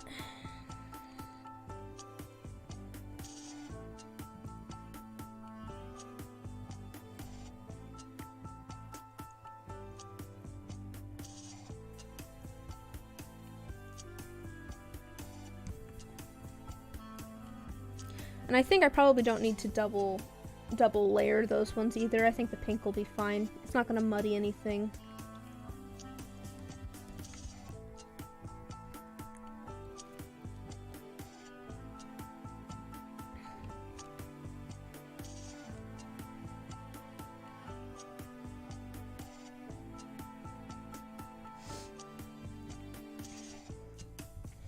Here's the next question is, I have a single D20 here that because I wanted to make like a sea glass. I wanted to make it kind of a sea glass look, so it's matte.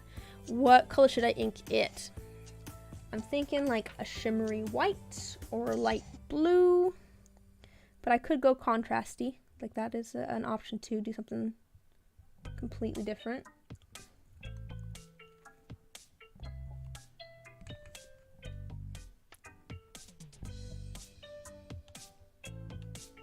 Yeah. That's definitely coming along.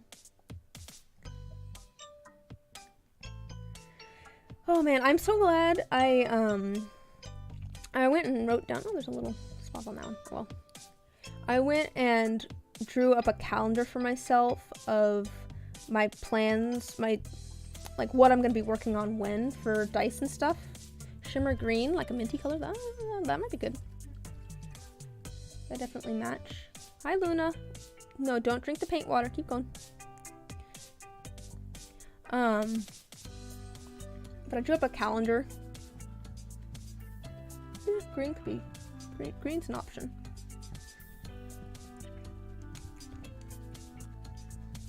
Yeah. I'll pull out some greens once we get done with the other sets here. Off-white sandy color could work for really making that beachy mood. Oh, that's a good point too. I'd have a bit of contrast. I worry that it might feel a little brown.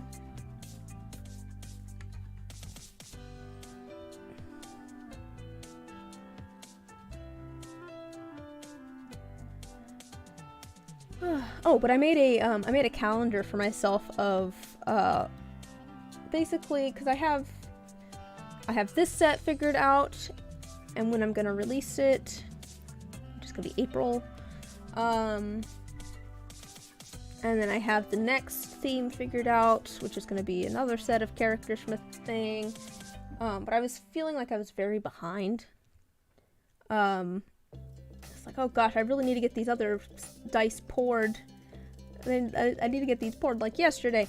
And then I actually went and like wrote out my calendar, and I'm like, oh, I've got 2 months. I'm fine. I've got 2 months in which I can get these poured. It's okay. I'm already inking these. These are gonna go in the shop in beginning of April. Yes, beginning of April. So it's fine, Liz. You're not behind.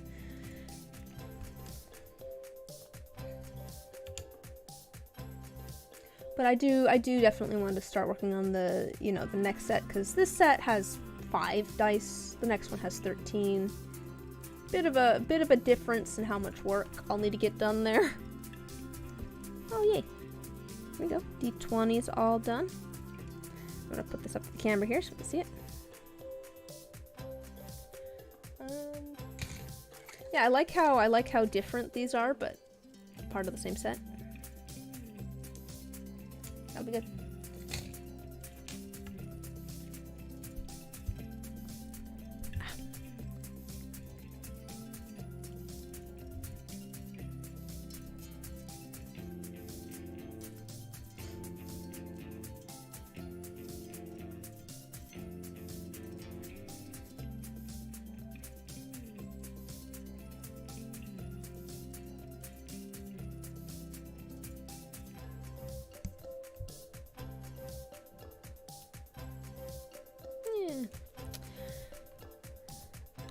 zoom in my camera a bit.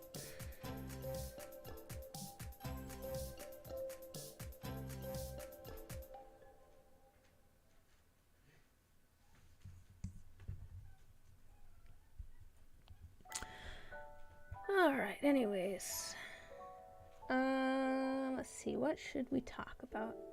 I've gotten distracted by listening to music.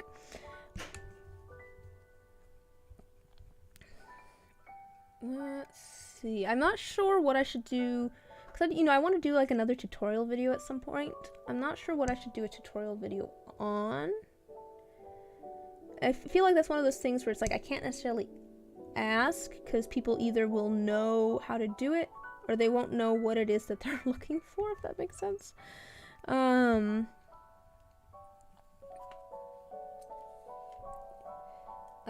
So I don't know. Maybe I could do something on polymer clay. I had that suggested. I just don't feel like I am an expert on that, on polymer clay. I mean, I guess I'm not. I don't necessarily feel like I'm an expert on dice, but I'm more confident in my dice making at this point than I'm in my polymer clay. I'm sure there's people that know much more about that than I do.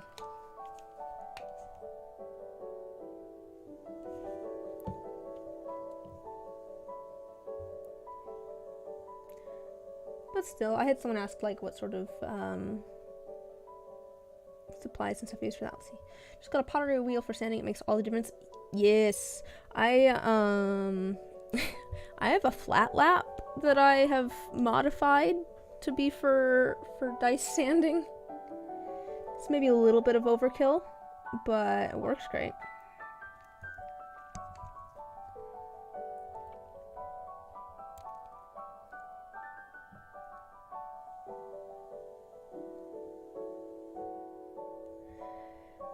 Oh, I've actually got a bunch of things sanded yesterday. I got a lot done yesterday. What did I do yesterday? What did I do yesterday? Social media. I poured resin yesterday. That's right. I was talking about that earlier. I'm excited. I'm gonna go unmold those after this stream and see how things turned out. I'm excited for that. I'm really hoping that things turned out, cause yeah, it needs, yeah. It's, yeah, it's like a coconut cream bottle with a hole punched in the side and a pipette. It's so cobbled together. It works though. That's the important thing, right? It works. It gets a little bit out of focus. Oh, that's kind of surprising to me too. I'm kind of surprised by that. Well, the reason I ended up with the flat lap is because my dad had it, because he's done lapetry before.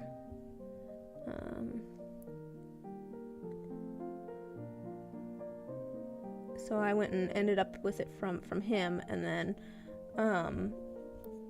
I obviously did not need the sanding stuff for rocks. That would go away too quickly.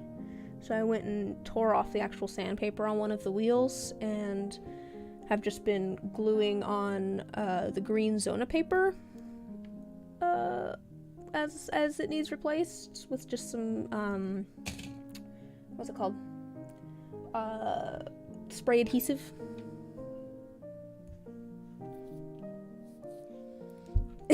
Your fiance pointed it out on one of the videos you were watching.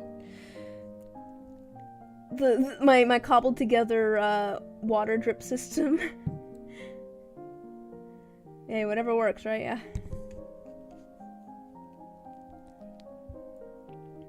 Yeah, I don't know where the actual drip thing that was originally with the flat lap is, because that is set up so that you can have water dripping on it. Obviously, but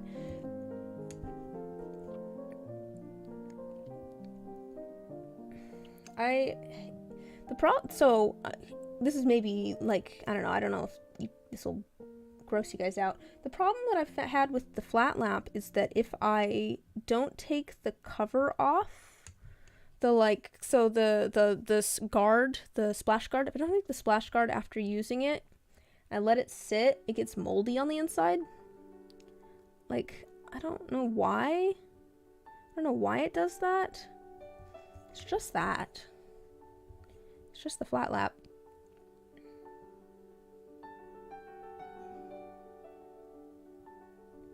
What, you didn't know what? You didn't know which? That it was built for water, or...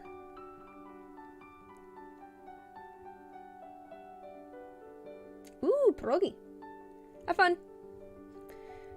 Big potato-filled ravioli. Yeah.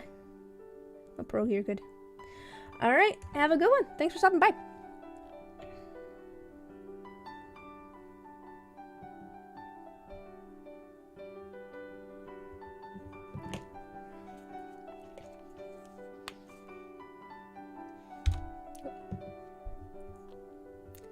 Oh, it had its own drippy thing. Yeah, it did originally. I don't know where it went or anything. But it's built for. That's to be fair. The can, I'm using the can that I am because it fit perfectly into the little spot that's built to hold the little thing that drips water. But no, it's built to have water. There's a drain and stuff in the bottom, with a little thing. I have it going into a different can down below.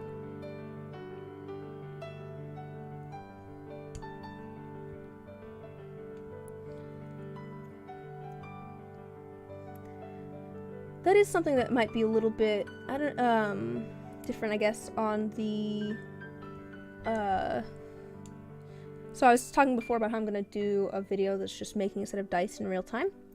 I've started work on that. I'm actually going to unmold those dice later as well. That's one of the things that's in the pressure pot. I have started that video. This is the third time that I've started that video, because I was going to do, a reverse Petri for it, because that's what my Patreon voted on. And I tried it twice, and I just did not like how it was coming along. So I went and decided to do a mica drop instead. Because I'm like, that's kind of what I wanted to do, is just find some random colors to put together for a mica drop. So that's what I went and did. We'll see how the dice actually turned out. I picked maybe some kind of weird colors, but I think it's going to be pretty. I tried to go like kind of simple, but not too simple. I wanted something that felt kind of standard. Not like super complicated set of dice, not a super simple set of dice. But no, I've started that video 3 times now. To be fair, I've used some of the footage from the first time I did it. Like, I didn't film mixing the resin again. I'm like, I can use that footage interchangeably. It does not matter when I'm doing that. I'm gonna use the footage of putting things into the pressure pot. You know, stuff doesn't matter as much.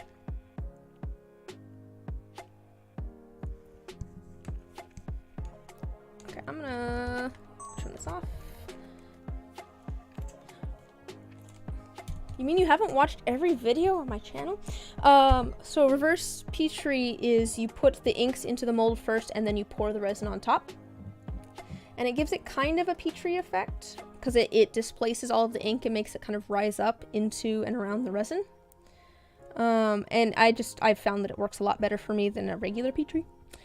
Regular Petris are the bane of my existence.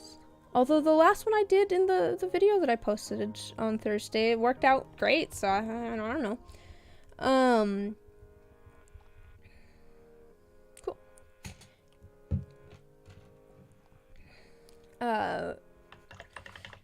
Anyways, so I had asked on my Patreon what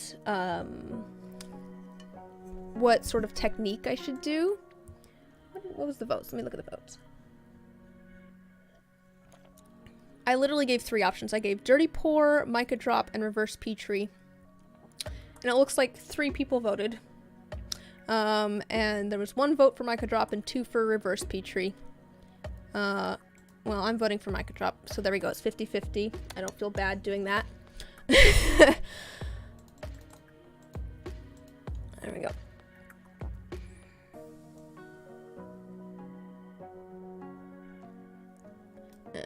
Okay, there we go.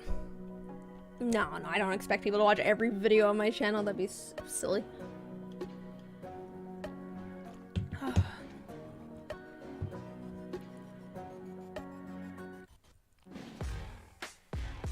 I kind of like this. What song am I listening to? I'm gonna favorite this. Oh, I already have it favorited. I was just like, oh, I kind of like this song. That's kind of fun.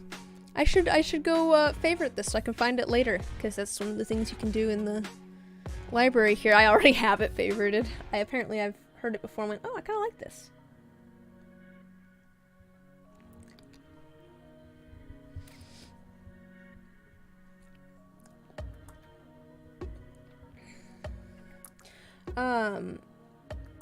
But no, I think part of it was just the colors that I was doing for the reverse Petrie. I tried to go with colors that were too different from each other, and so they got muddied. But also, I'm like, I don't want to do just all the same sort of colors. That feels too simple for a video of this magnitude, because it's going to be a long video. You're going to be looking at them for a long time. I want something that's kind of interesting to look at. So I went with a mica drop where I knew I could do some more varied colors, not all just the same color family, and have it turn out. So I went with that. I was like, we're gonna try this instead. Although, who knows, maybe I'll unmold them later today and be like, ooh, those colors are not what I was expecting. I did go with some colors that maybe I wouldn't normally pick, too, so I don't know. They might be a little bit weird, but I think I'm gonna like them. I tried to go for some variation.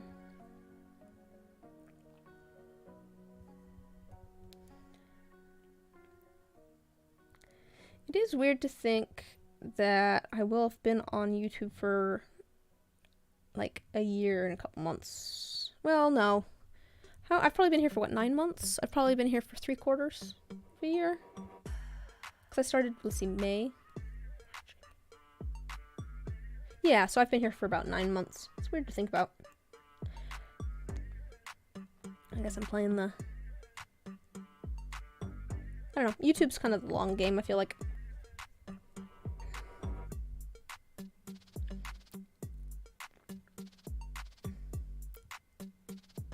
Opposites on the color wheel is supposed to be most pleasing to the eye. Yeah. Complementary colors. I do like a good complementary color scheme. The problem is that sometimes they, like, if you do red and green, depending on the red and green, it can just feel very Christmassy. The other problem with doing that is that depending on the style that you're doing, the colors can mix together, and if they mix together, they just make brown. Which is kind of what was happening with the reverse Petrie that I was trying, is they were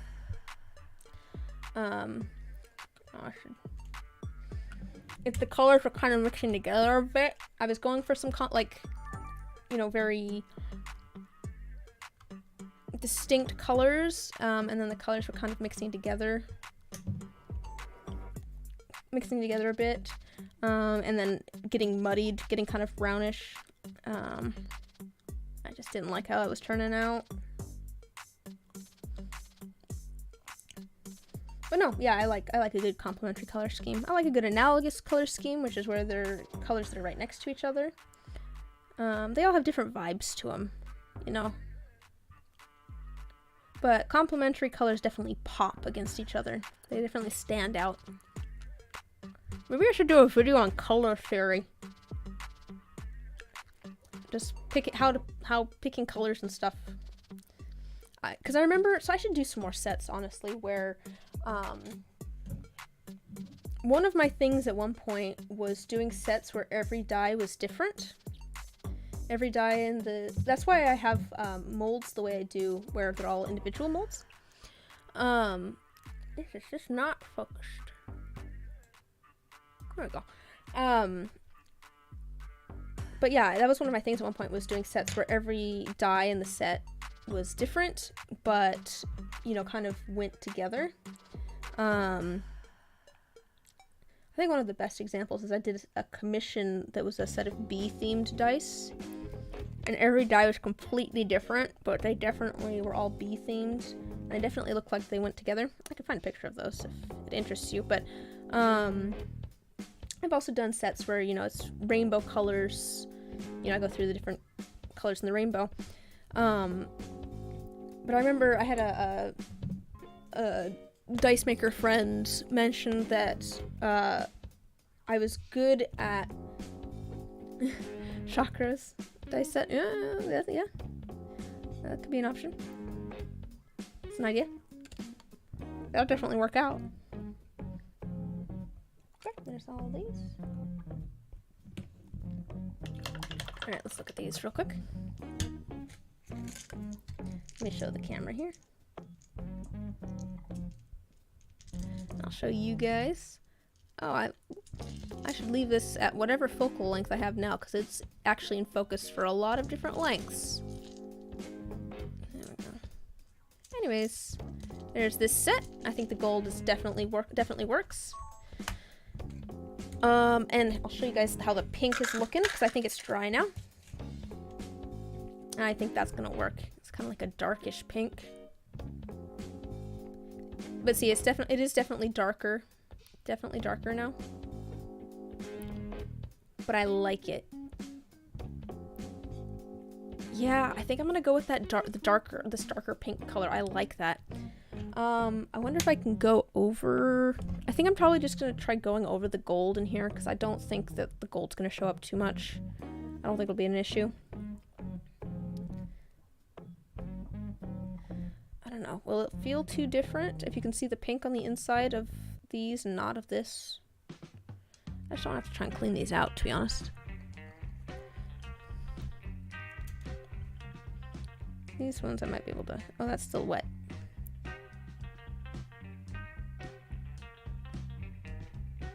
If it's thick enough paint, I might be able to pull it out with a pin. Yeah. No, I like the dark pink. I'm just trying to debate whether I should go over the well, whether I should go over the gold now. No, I think that was a great suggestion with the dark pink, and it does match the character well. So I'm just gonna clear out this black.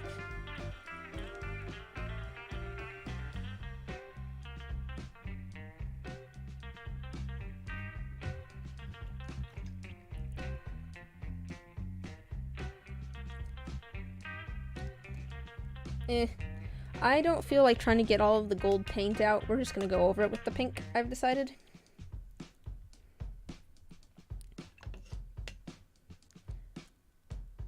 I might not even film that.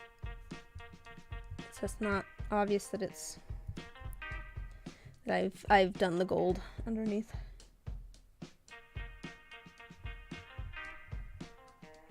I don't know.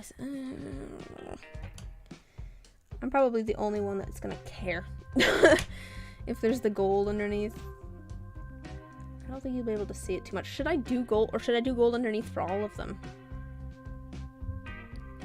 So you can see on here, you can kind of see that pink. You can see the pink from the inside. Golf clap for, yeah. For Dana for suggesting pink. Really though, yeah, it's a good choice. It matches the pink of the roses on the inside really well. That pink matches really well.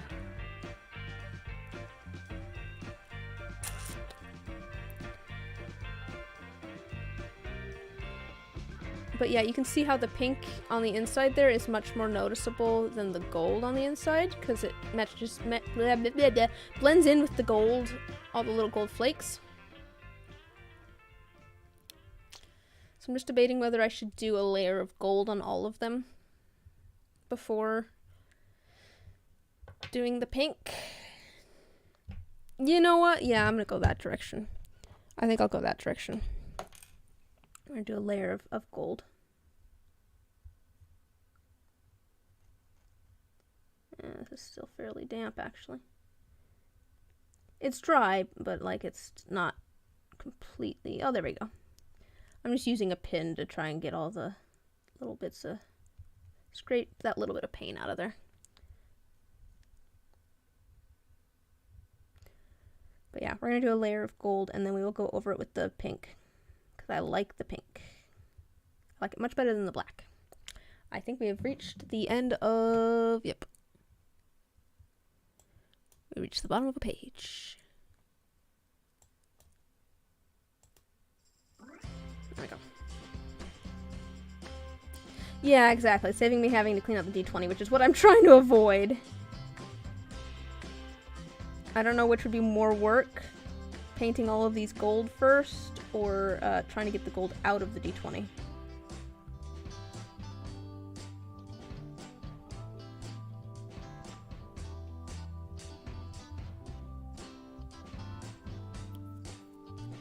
Where's my tweezers? Where'd my tweezers go?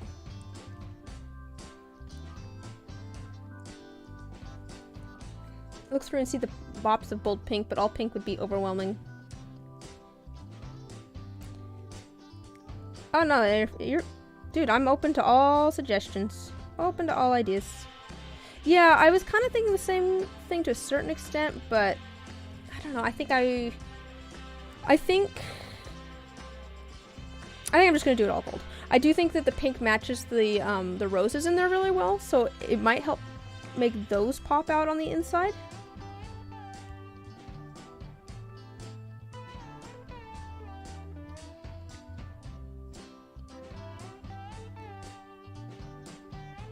Let's see if we can get this pink paint out of here. Now, I'm always open to ideas. I will tell you if I'm like, I don't think that's gonna work, but I'm always open to ideas.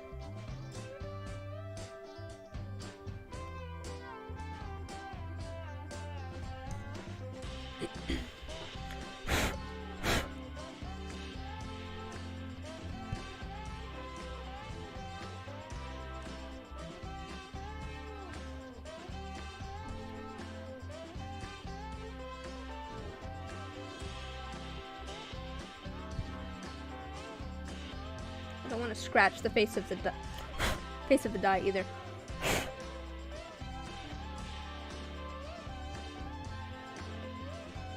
I scratch the inside of the numbers, like, you're not gonna see that, but I scratch the nice shiny faces. I don't want to do that. I think if there's a little bit of pink in here, it's not gonna be a big deal either. But I'd like to get most of it if I can.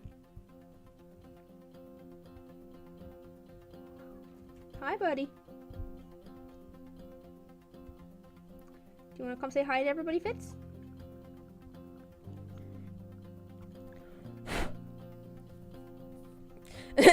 Cool. Retcon, you're using that emoji instead. Fair, fair.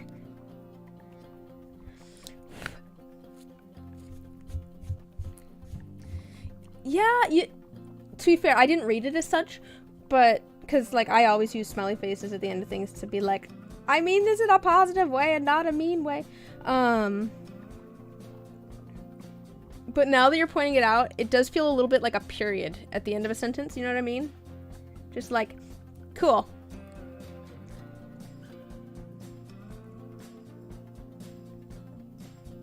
It's like how I'll use a lot of exclamation marks. I use a lot of exclamation marks and a lot of smiley faces, because I've found that, I don't know, I feel like that is internet speak for, hello, I am happy to be here.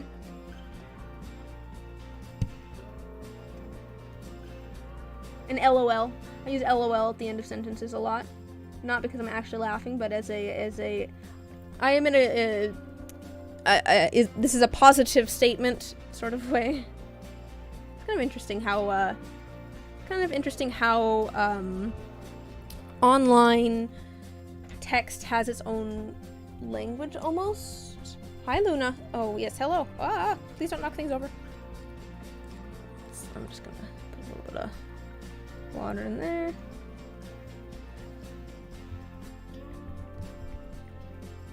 Yeah, there's a little bit of pink in there, but that's okay. A little bit of pink's gonna be fine. Alright, cool. So we've got this one inked gold. Society moving back to hieroglyphics. Yeah, basically. Yeah, they are basically tone indicators. I guess, yeah, to be fair, I don't mind the, like, little, like, you know, /J and that sort of stuff, too. I feel like those work as well. But having, like, little smiley faces and stuff. No, does not mean lots of love. To be fair, I grew up with, a fairly tech-savvy Oh, buddy, maybe don't lay in there. Here, just a second. Yeah, buddy, someone threw up in the cat bed. Oh, buddy, leave it alone. Just a second, I'll be right back.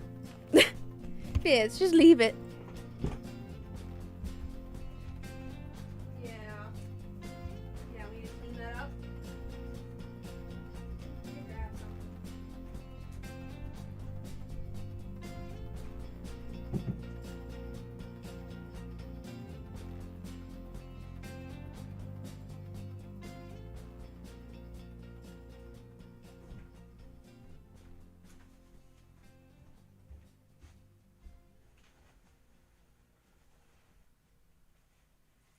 Was it you, Luna? Were you the one that was sick?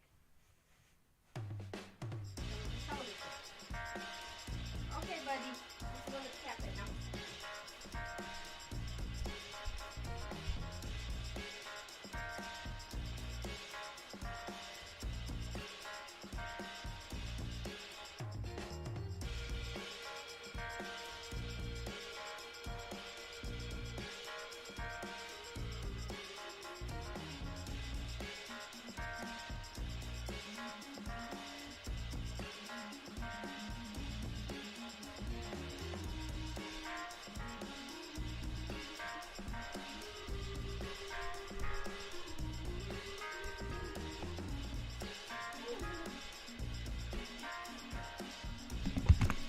Okay, I'm back.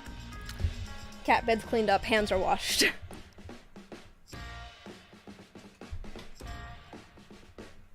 You got in trouble for not telling her?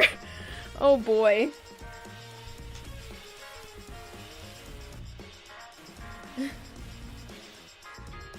So did your boss? Sorry your aunt died, LOL. Oh no.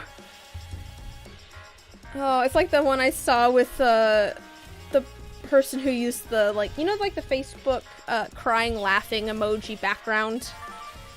Someone who used that to say, you know, so-and-so died or whatever. It's like, it's not, to be fair, I will say that is something not that, but like, something I have found is that, sometimes I don't know which emoji to use because I'm not sure of the, well, I guess cultural sort of,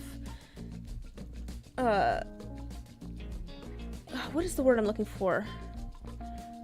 Like what it kind of insinuate. What is the word I'm looking for? Not insinuation.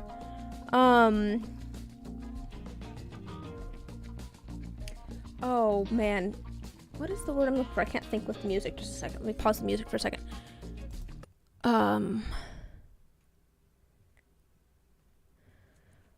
Connotation. Yes, that is the word I'm looking for. Connotations is exactly the word I'm looking for. What sort of connotations they have? Because it's just like, if I do the, like, you know, crying emoji, can I use that in a setting where I'm just like, oh, I'm so happy I'm crying? Because that's how I tend to look at that, but also, you know, sometimes I'll look at it and be like, oh, well, this is also, like, I'm super sad like, can I use this for both just strong emotions? Let me see if I can, find the one I'm looking for. People...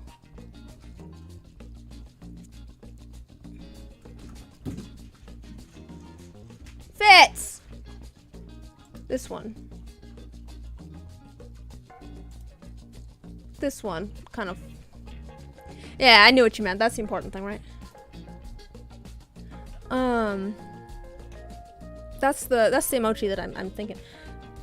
Like, I tend to think of that as being for just, like, I'm so touched by what you said, strong emotions, or I'm so, like, something has happened and I'm so upset about it emotions. But I don't know if other people view it that way. I'm like, is this only used for negative emotions, or is this also used for positive emotions? I don't know.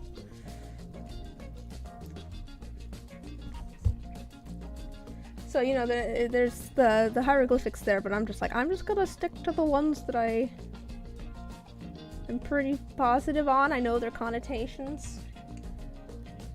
And I know that can vary too, depending on generation stuff too. It's only half because of the autocorrect. One thing I've realized is I'm actually fairly good at spelling. It's like, oh, but not all. There's definitely words that I cannot spell. Definitely, that's one of them. I always have the little red squiggle under definitely. I always have to be like, okay, I did not spell that right.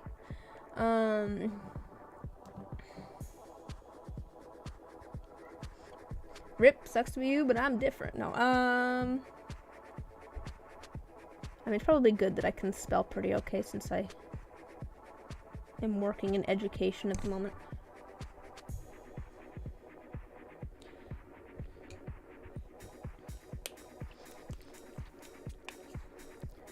I will say there's nothing like working in some sort of educational field to make you realize how stupid you are. I feel so dumb sometimes. I'm just like, I don't know what this is asking. Yes, that's true. That's true too. There's completely different cultures on different social medias. I'm more used to Tumblr than I'm to Twitter. So like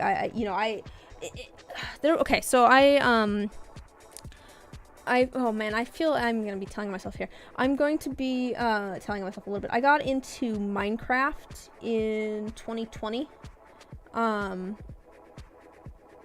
That's true too. There was a word that I was repeating to myself yesterday because I'm like, this word sounds wrong. I can't remember what it was. I was like, I feel like there should be another syllable in here, but I don't think there is. Oh, what was the word? I don't remember what it was. R.I.P. in peace.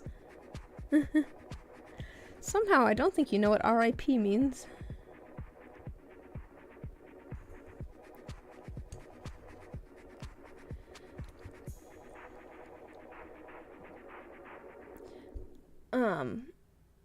What I was gonna say though with the whole Tumblr thing, there is a guy who runs a big Minecraft competition like monthly, and he found like a meme on Tumblr basically calling him a whore, which on Tumblr the connotations there are that it's funny and it's a joke and it's recognized as that on Tumblr, but he thought it was funny and he went and screenshotted it and put it on Twitter, and people on Twitter were just like, what the heck? Because like everyone on Tumblr, you know, knew the culture of what it's like and knew this is obvious, this is a joke, this isn't meant to be taken seriously. But then you brought it over to Twitter, and Twitter was just like, why are people being so mean? He's like, they're not, guys. This is funny. It's fine. Just because there's such a different understanding of it's just a different culture, I guess. There's different expectations and humor. But I do find that interesting with the emojis too, you know, depending on where you're at, they might have different connotations to them. I've just realized how much gold paint I have put on. I keep hitting the tripod that you guys are on. I've just realized how much gold paint I have accidentally painted on it as I reach for my paint bottle.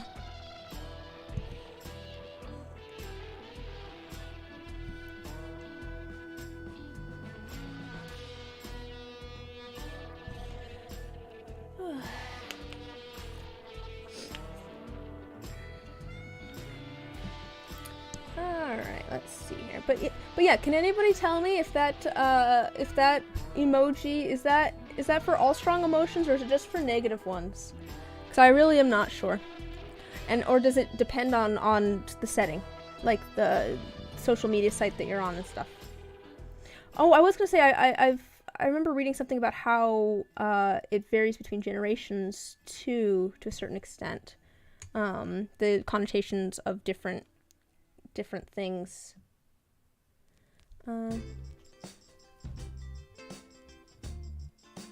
Yeah. I mean, I do feel like, I don't know, I haven't seen a ton of shift. I was just gonna say, there's always been. Okay, cool. So it's good. I'm glad I'm glad it's been using it the way, because that's what I thought, but I wasn't sure. I guess I was gonna say, I guess to be fair, I haven't.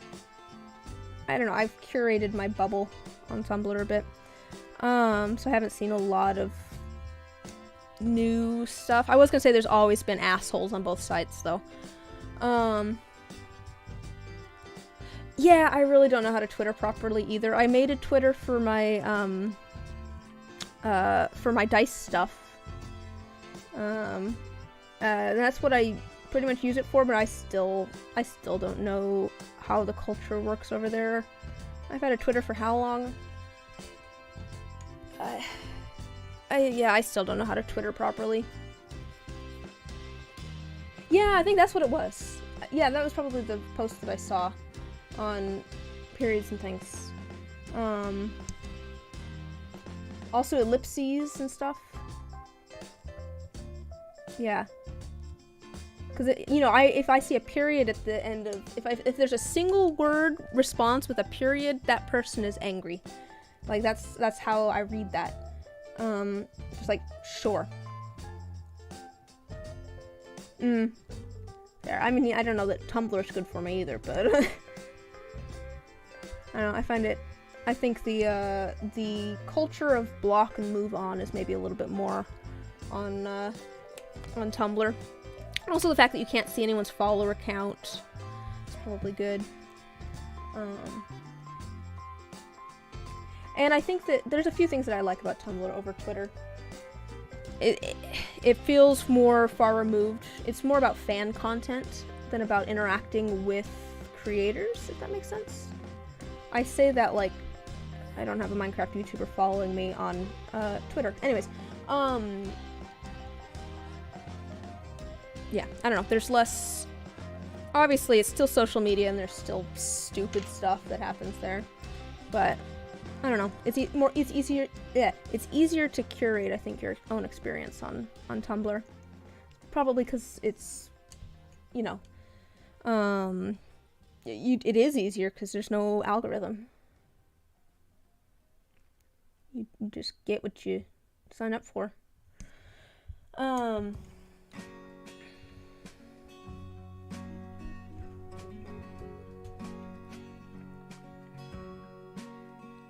But yeah, definitely different cultures there, which is just fascinating.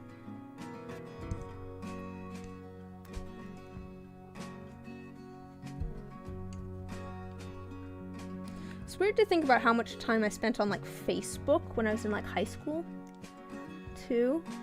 Like, I don't use Facebook anymore except for my business account. Same with Twitter. I just use my business account, really. And Instagram to a certain extent. I still have a personal Instagram, but I never post to it or use it much. I pretty much just use my business accounts, except for Tumblr.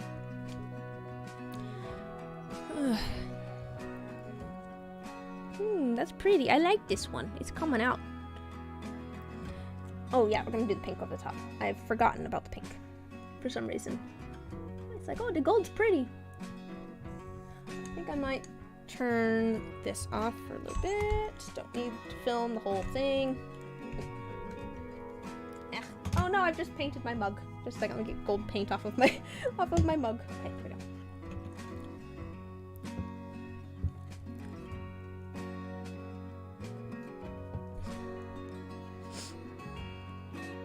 But no, yeah, I don't know. I pretty much use my business accounts on most social media.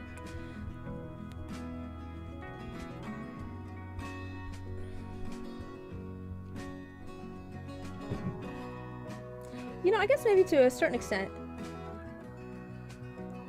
I was just thinking of, I obviously like live streaming. I don't watch a lot of live streams. I do think that the fun of live streams, to a certain extent, is, you know, interaction, which is why I like live streaming. Because you know, it's fun getting to interact with people while working on things. And I think, that's kind of the fun of watching live streams too, is being able to talk with people. I say this like I don't watch stream VODs, but I don't watch a lot of them because I don't like not being able to pause in the middle.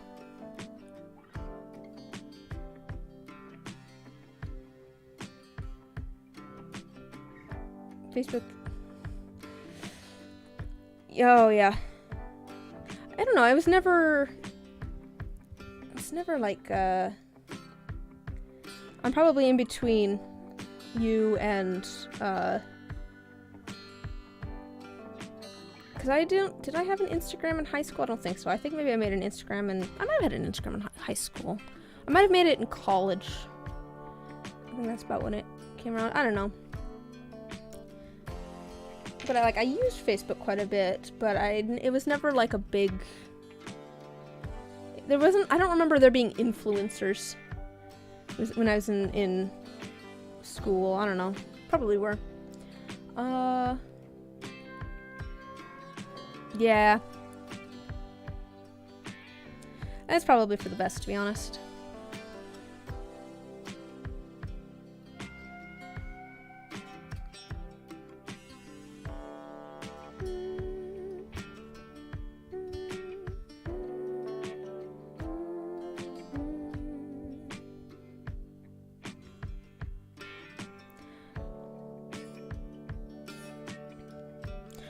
What I was saying about streaming, though, is, like, I like streaming. I don't like watching streams as much, because I don't like being able to not pause it and stuff in the middle. And I always feel like, I'm gonna miss things. Because I pause videos a lot. Go grab a snack, go talk to my brother, or whatever. Because I'm trying to focus on something, and I can't listen to something and read at the same time.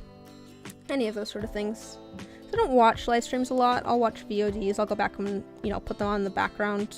Old streams of things, but I don't watch a lot of live streams. But I do watch a lot of YouTube videos, more edited content, things I can pause in the middle.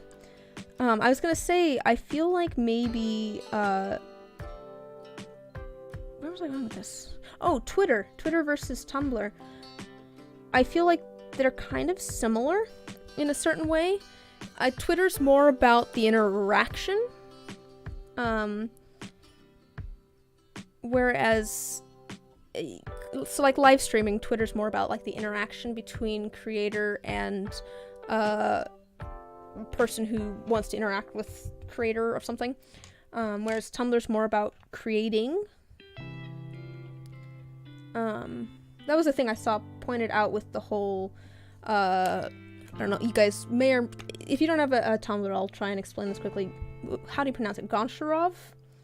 There was a fake movie that Tumblr collectively came up with. It came around because there was a meme. Someone had a pair of shoes that had some weird fake film on it. It's like, where did this even come from? Anyways, Tumblr went and collectively started talking about this fake film as though it was a real film. And, came up with all these characters, did like meta-analysis for this film that does not exist.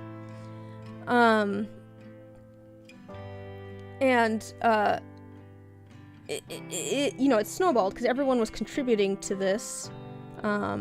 This film that did not exist, but everyone was talking about the same characters and, how different analyses of these characters in this film that did not have a concrete plot because it was being collectively created.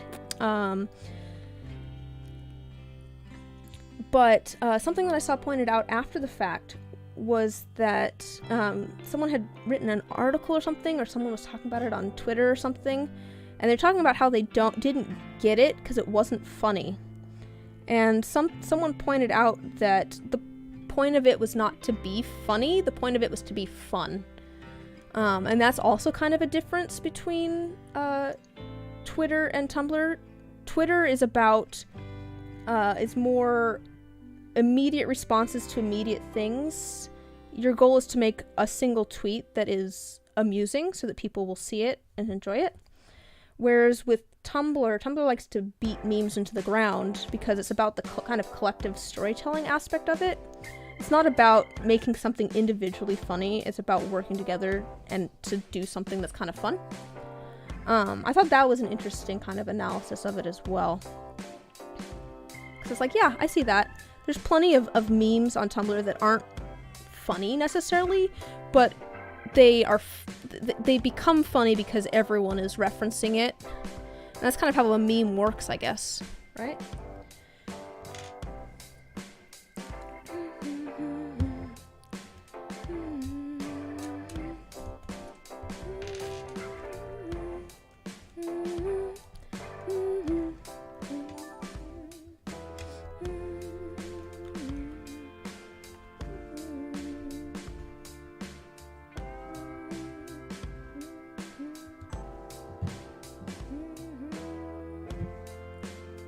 And this isn't to say that one is necessarily better than the other, or that there is actually a huge difference between them. Overall, it's like there's plenty of overlap in things and people. There's plenty of people that have both a Twitter and a Tumblr account. And there's certain things that are, you know, as I mentioned before, there's assholes on both. Also, I don't know, I'm sorry if people don't like swearing. I don't really swear much, but it's not like I don't know, I don't consider myself like PG. I kind of consider my streams and stuff PG-13.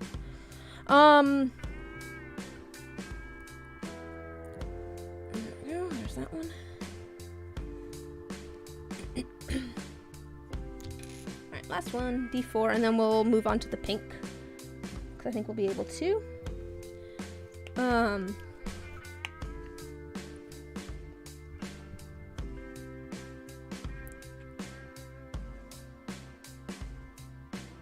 Yeah, I don't know. It's different. It's interesting. It's interesting kind of looking at just different... They're literally just two social media sites, and yet they have different cultures to them, which I think is fascinating. I don't know. I find cultural differences to be super interesting. It reminds me of a thing... I was talking with someone about it. About how... So, in one culture, it's super, like, honoring to name your kid after a family member who has passed away. Because it's kind of like, you know, keeping their memory alive. Whereas in a different culture, it's bad luck to name your kid after a family member that has died, because that's like inviting, you know, death to the kid. And it's like both of these things make complete sense. Both of these, like, you know, but both of these ways of looking at it make complete sense. And there's just, neither of them is wrong.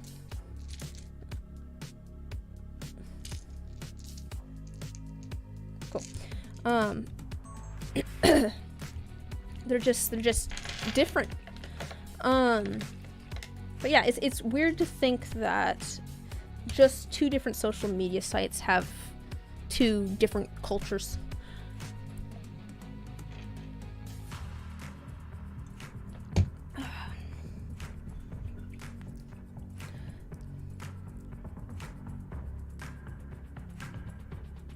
Yeah, it looks nice with the gold, but we're gonna move on to some pink.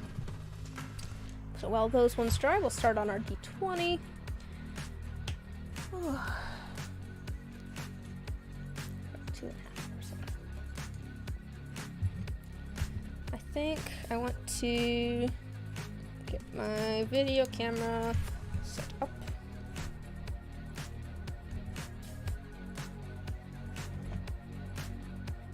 Scoot me back a little bit. There we go.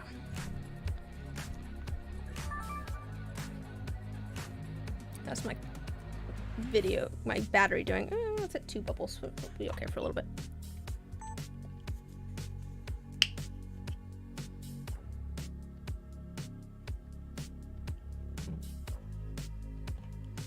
All right.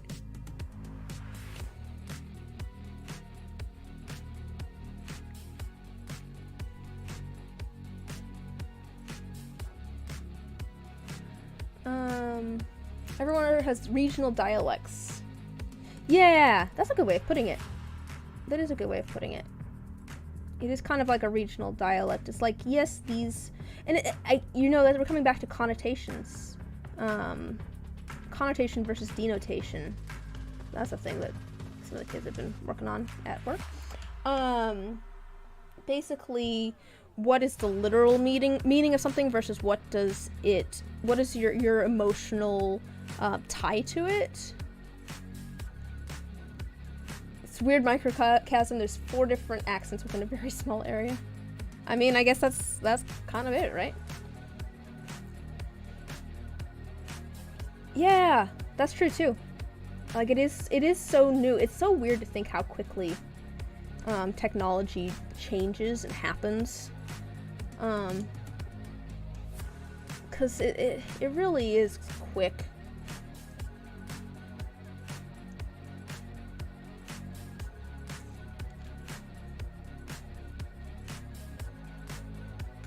This 14 is a little bit funky.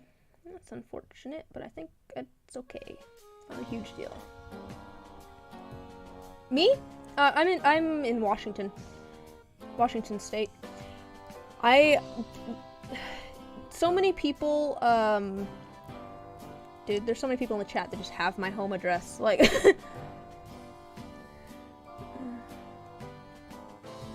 that's something I've just made peace with. 'Cause, I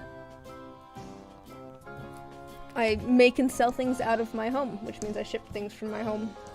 Which means that if you order something from me, you have my home address. But also if you order something from me, I also have your home address. I figure it's a mutually assured destruction kind of thing.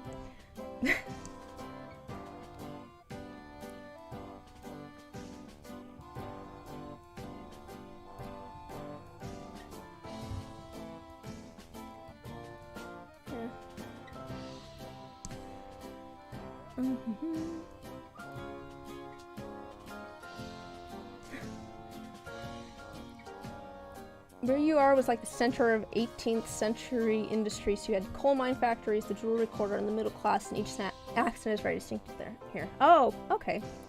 That's kind of cool. Oh! That's fair. That's fair. Probably not everyone in the chat has Dana's home address.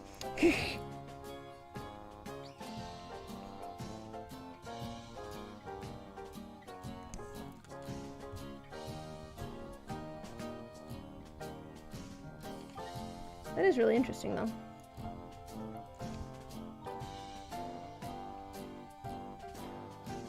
Some of the gold is kind of peeking through a little bit. I don't know if I mind or not. Let's see if I can show you in a minute.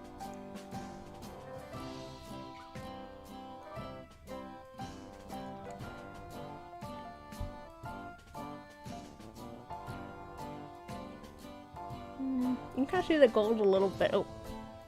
You can kind of see the gold a little bit, kind of outlining it. Let's see. Someone you worked with was from a small coal mining town, and people at work used to get you to translate for them because they couldn't understand. Oh.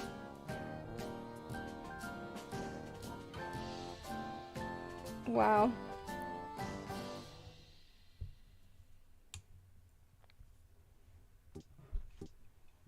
Netherton. See, I don't know enough about where things are in the UK for that to mean much of anything to me. Wait, don't I have your home address? Anyways. No, I'm thinking about it. Anyways.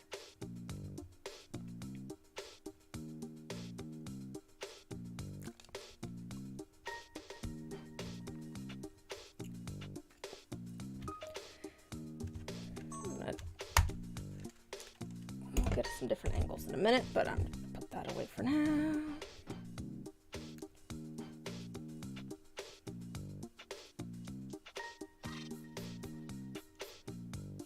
All this said, I would not advise telling people your home address on the internet. Maybe not the smartest thing to do. Just want to put that out there. It's up to you. But I see what you mean.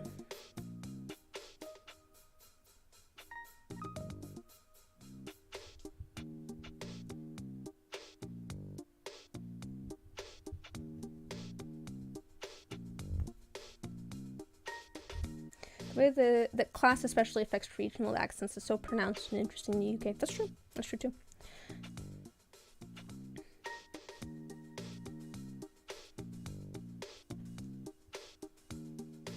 Yeah, it is kind of weird. It does feel a lot more, because obviously we have oh yay! I'm glad Post is getting squared away.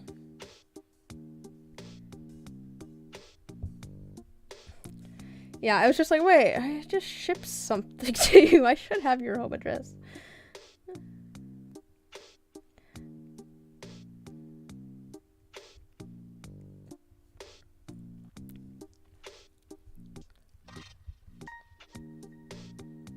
Yeah, I like the pink.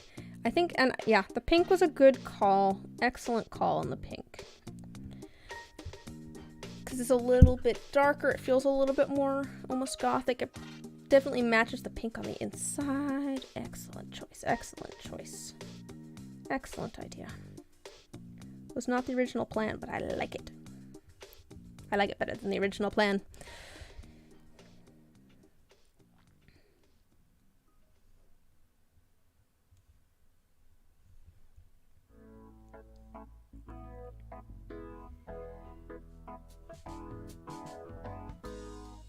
The cat's fighting again.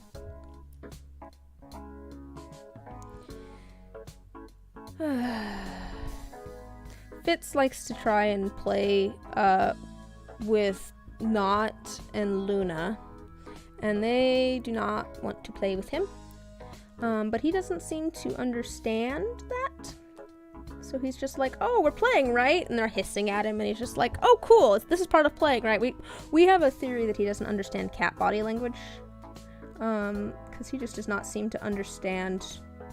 And he just kind of acts like a dog sometimes. I don't know. Cool. There's that one.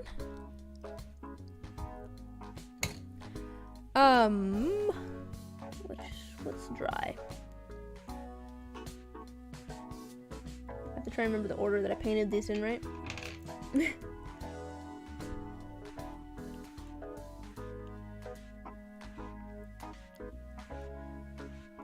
I may or may not have footage of making the, Yes, please do convince, Dana to make an online shop. I've been trying.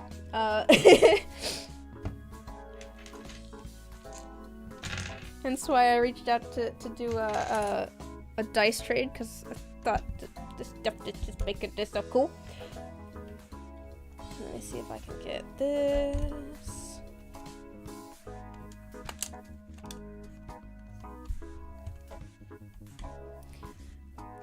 I understand why you wouldn't, to be fair. Sorry, I'm trying to get my camera to work. Set up. Alright. Having an online shop is a lot of work, as I have found. It is plenty of work.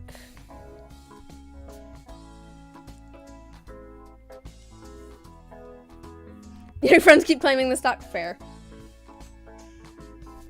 That is fair, yeah.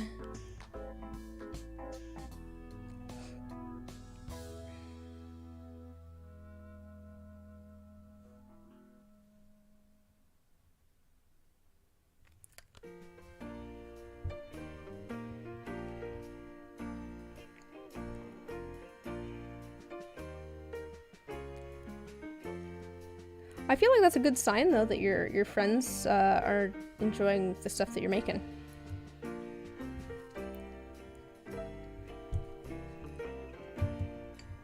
Move this a little bit.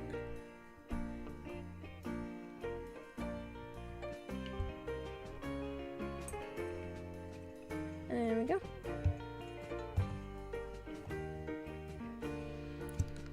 I don't know, I've just painted my microphone pink. Stop that!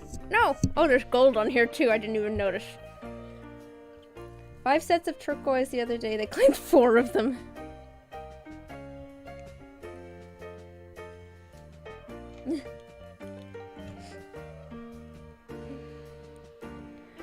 feel like that's a good way to start, though. I started out, before I ever started selling dice, by, oops, that side was still, ooh. It's kind of pretty with the gold. This side's still a little damp. I'm gonna have to add another layer of pink there. I started out by making sets of dice for friends and family. I feel like that was a good way to, get into it. That side still looks a little bit damp, too.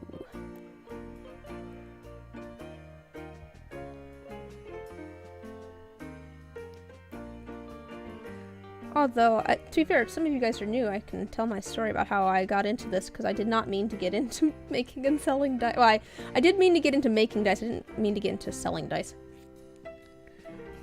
It's not just, I get paint everywhere. You should see my, I keep setting my paintbrush in my mouth while I'm wiping it off. And my mouth is right next to my microphone. Hello. Hello. Welcome to the sounds of my voice. But that means that I keep brushing my paintbrush against the microphone. So now I had white paint on here already. I added more white paint today. And then now there's gold and a little bit of pink. So...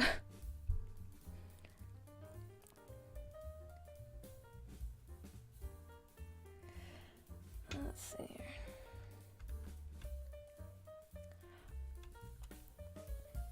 Yeah, I do have opinions on that. I started out on Etsy, and now I have my own store. So I've done both. Destiny Clan dragged you into it. No, I've sold on both. I've sold on both Etsy and now I have my own store.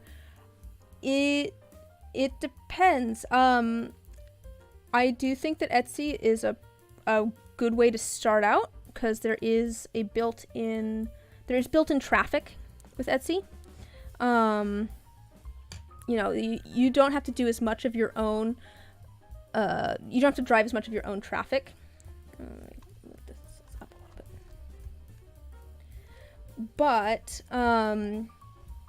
I obviously left, and that's because Etsy pissed me off. I think that it depends on how much you plan to, how many items you plan on making, to a certain extent, because Etsy's going to charge per item, and, like, I use Shopify, it's a flat yearly rate, so if you have a bunch of items, it's going to be more beneficial to you to do, not Etsy, where you're not getting charged per item or per sale, or per item, actually, yeah. Whereas if you just have a few items, you know, you're just starting out, it might be better to do Etsy, where the fees might actually end up being lower, if you're not selling as many things. You're start on Etsy and then transition to your own store. Yeah, that seems fair. Yeah, that's what I did, so. Let's see here.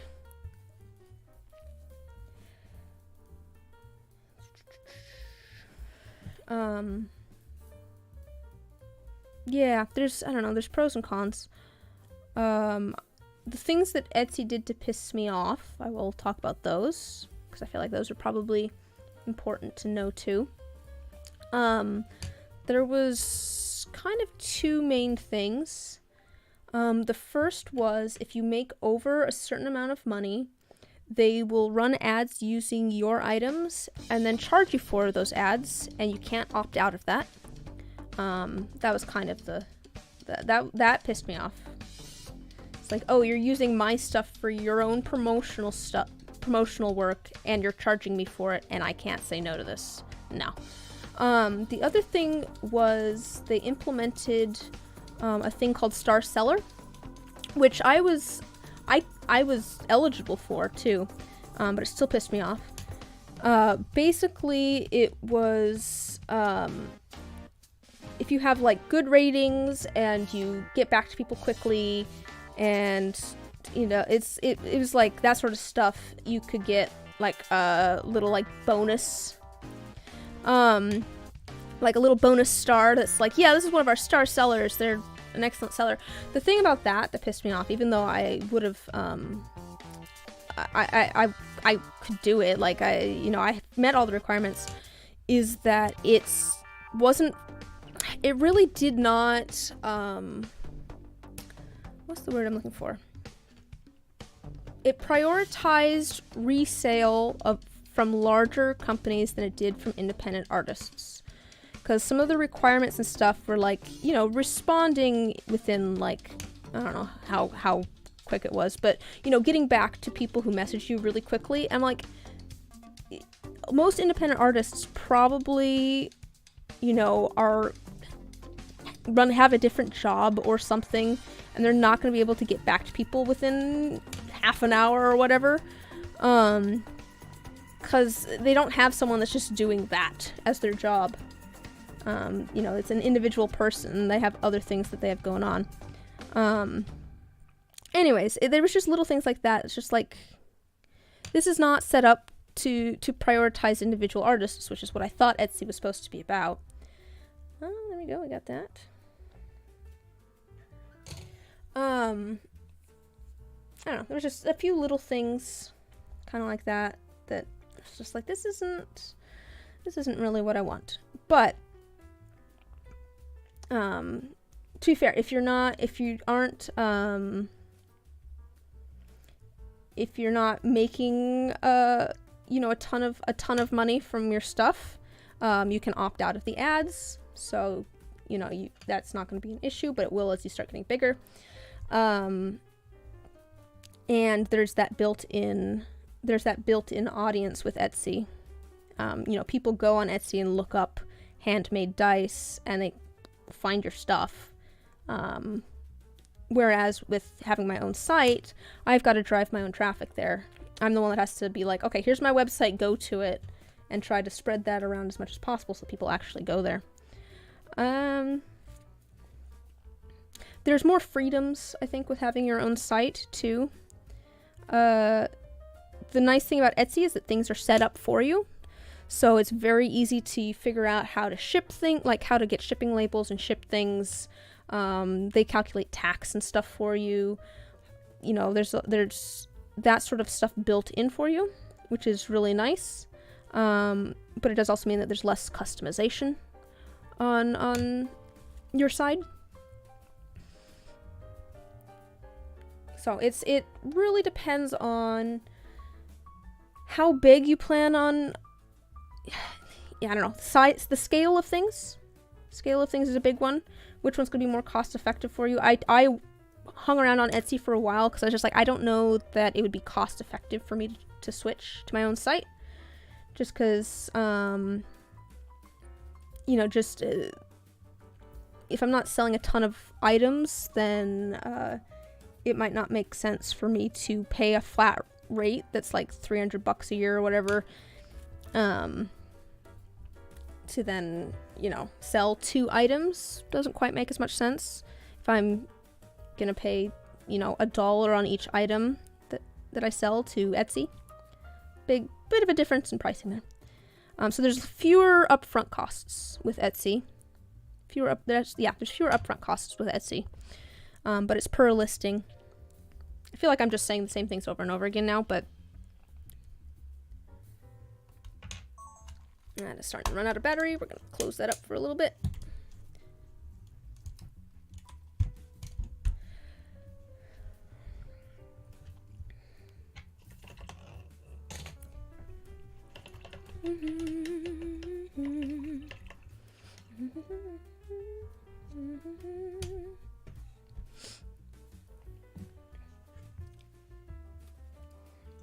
I'm going to need some more tea at some point.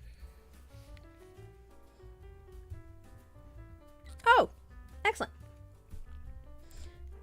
Glad I could help. I don't know. Ultimately it's up to you. To be fair, if you have people messaging you on Facebook or Insta, that means that you do have an audience. And that's really what it comes down to, is trying to build an audience.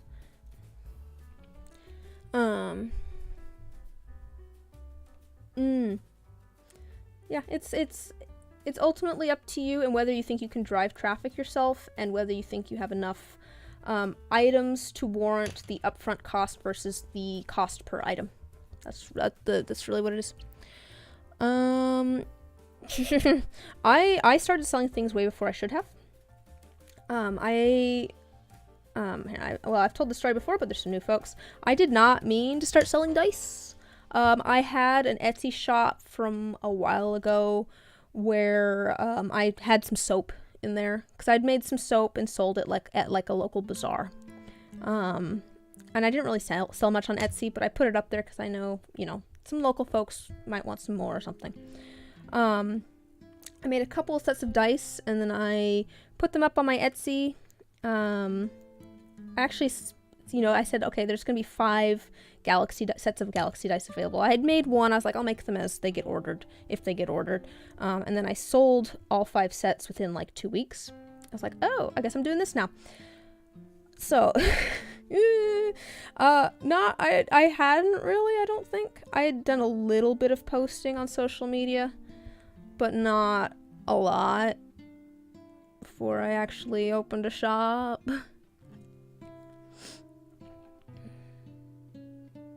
Yeah, it really did. And then it just it's kind of snowballed. Kind of snowballed a little bit. Excuse me. Ugh. But it's been good. It's been good. I've enjoyed it. I really enjoy doing this. I don't know. Dice making is one of those things where it's it takes a lot of time, but it's really fun. There's always something new to do. And I love interacting with people like this, and I love making things. And that 5 is still a little bit damp. We'll come back to that.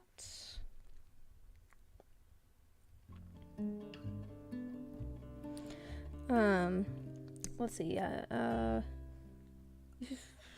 making dice about a year. Yeah, you could definitely open up a shop. I started selling dice probably before I should have. My dice are definitely more polished now than they were when I first started. Quite literally, they are more polished. My polishing is much better now. Cause I started making them in. When did I start my shop? When did I start my Etsy shop? Let's see if I can find that real quick.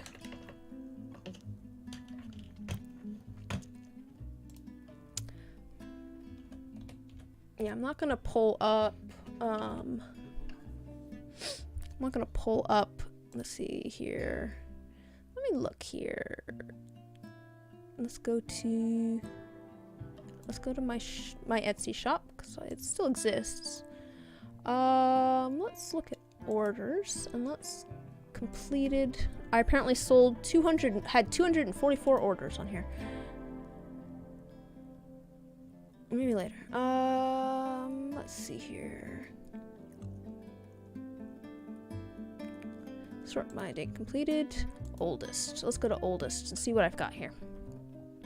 That's soap. First set of dice. First set of dice I sold was September 18th, 2020. I probably started making dice in June, July, August, September.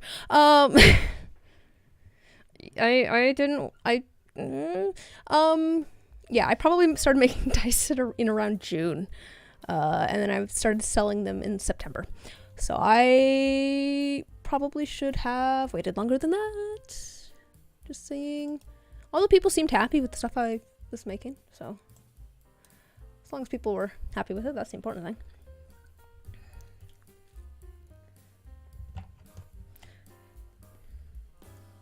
My prices have probably... Oh, that's weird to think that my prices have doubled. Because I think when I first started, I was selling dice for around $50 for around a standard set of dice. And now I sell them at $110. I remember when I was, first figuring out prices, and I was first looking at raising my prices. I was just like, oh gosh, I don't know if I should raise them or not. I feel so bad raising them, and now I've doubled from when I started. Oh, good. I was talking in my Discord yesterday about how when I was starting to make dice, I was hesitant to do it because there was already so many like established dice makers out there already. I was like, oh gosh, it's like, what's the point in me doing it? There's already other people doing it. You know, it's already, you know, there's already people doing it. They're already established. I'm not gonna get anywhere. And then, you know, it's been more than 2 years now and I'm still doing it. It's like, I guess it's not, you know, it's never really too late to just start doing it. And I was the same way with YouTube too. I kind of put off doing YouTube to a certain extent because I was just like, there's so many other people doing YouTube videos out there. Oh, really? I like folk art. I like the folk art stuff. Oh, what was I got a metallic, I got a gold that sucked though. It was not, I'm using folk art, paint for all of these. What was the one that sucked though? Let me look.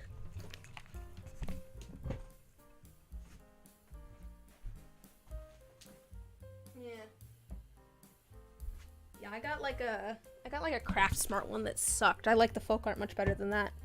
I don't know, I'm just using cheap acrylic paint. This one seems to work pretty well, the apple barrel. But if you don't like the folk art, it's very similar. So you're still. Whoa. Where's that? Nope. No words. Your silver keeps bubbling. It looks super chunky in your numbers. What silver am I using? Oh, I'm using this silver. Seems to work well.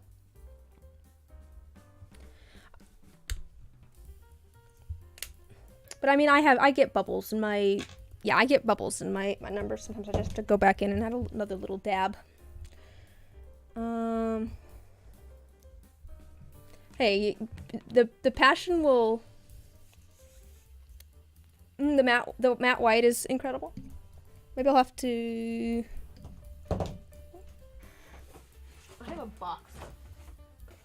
I have literally a box of I have a box of like, I think those are all the apple barrel ones. My dad is a school teacher and he was doing an art club. And he bought a bunch of stuff and then at the end of the year had a bunch of stuff left over, so he just handed me like a box of acrylic paint. I'm like, yeah, I'll use that. Do I have a matte one? Ooh, that definitely needs mixed up.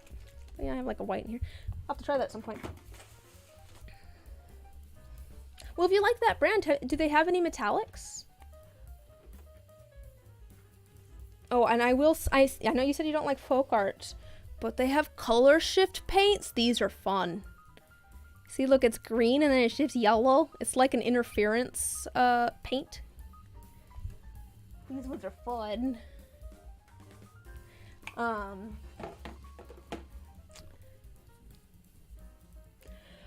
No, I have definitely multiple times. I have a group chat with 2 other dice makers. I think we all started around the same time, maybe a year's difference between us. The number of times that I've gone into our group chat and just been like, I don't know what I'm doing. I'm not doing anything unique. Ooh, a lilac purple. That sounds pretty. But no, the number of times that I have, yeah, you're definitely not alone if you feel that way. The number of times that I've gone in there and been like, I don't know what I'm doing. I'm not doing anything unique. Everyone else can do the same things. I don't know why I'm doing it. Don't worry, guys. Eventually you will realize that I'm just a wet cat. Oops. Anxiety-ridden wet cat. Let's do a little bit more filming. Maybe we can put it off to the side here. Yeah, their color shifts are so pretty. I want to get all of them. They're all so pretty. Alright. Move this over. I'm running out of battery life on the camera. I guess I could go up, plug it in.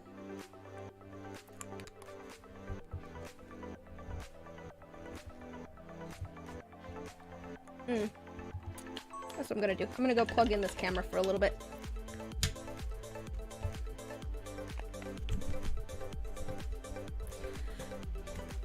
Oh, I have a comment on that. Just a second. Let me plug in my camera.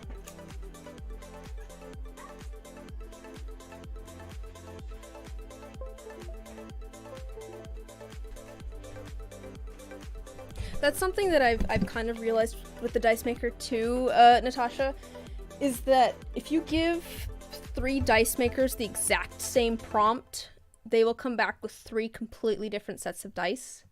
Even if they all use the same color, like the exact same materials, like, they'll be different. Like, yeah. That was something that I did in the group chat at one point too, when I was like, what makes all of, because, you know, all 3 of us make dice. It's like, what makes all of our dice unique? Like, what makes them very, I don't know, what makes it unique? And that was something that was kind of a fun exercise, because I was like, I can't figure out anything that makes what I'm making unique. Like, what is my style? What is my art style? And it was just kind of fun and interesting to go, okay, like, we all have different things that we kind of focus on. You're still game for that? Awesome. Yeah, I'll let you know. I do want to do that at some point. And I'm going to drag in the 2 folks from the group chat I was talking about.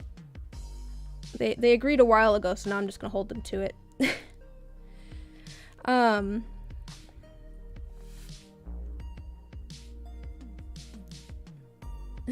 Lava dice, molten metal dice, Mars dice. I'm sensing that there's a theme there that you like, or a set of colors that you like. That's the thing, though. Is like, I don't know. If you want that to be your niche too, that could be your niche. If you're just like, I'm going to make all red dice, why not do it? No, what the video that I want to do a video at some point that in which I get like probably 3 other dice makers, so there'd be 4 of us total, and we'll all have the exact same prompt, and we'll all go away and we'll make a set of dice and we'll come back and show them to each other, because I want to see how different they turn out. I'm still deciding how I wanted to like what sort of prompt I want to do. Do I want to just give everybody like the same image? Yeah, maybe this is something that you guys can help me figure out. A few ideas for that. I was thinking everyone could come with, like, you know, one person chooses the design, one person chooses a color, another person chooses a color, that sort of thing, like I did with my cats in the last video. Or I could just come with some sort of picture, and we all try to like make a set of dice that we feel like matches that. That might be fun, actually. That's how I like to do things. But or we all have the exact same colors, and we're like, okay, we're gonna make a set of dice that are, we just decide that, I guess we could determine that.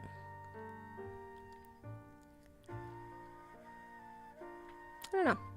I feel like those are kind of the 2 that I like, is either we each come with a different thing that we have, element that we have to incorporate, or in the sets of dice, or we're given some sort of piece of inspiration, like an image of something, and we all have to try and make a set of dice to go with it.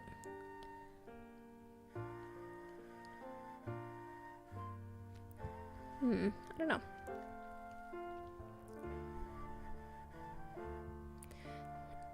Yeah, you see my conundrum then, Nunya. It's like, I could go either way. Both of those seem like they'd be kind of fun. I guess perhaps I might just have to do more than one video. Maybe not one right after the other, but yeah, that's what I could do. Different dice makers too each time. That could be fun too. part of that is that it'd be cool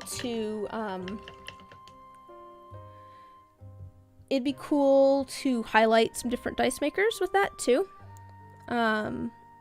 You know, I can link their shops or whatever, or their social media or whatever they got down in the description of the video, and be like, hey, if you really liked these sets of dice, you know, you can go check them out. That's part of that's part of the reason that, oh, that's not dry. Okay, just a second. We're gonna let the gold in this dry for a minute.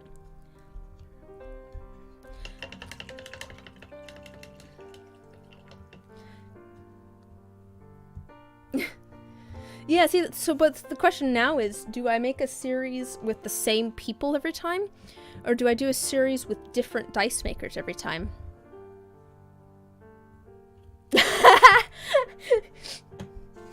What a beautiful crown. What a beautiful crown, Natasha.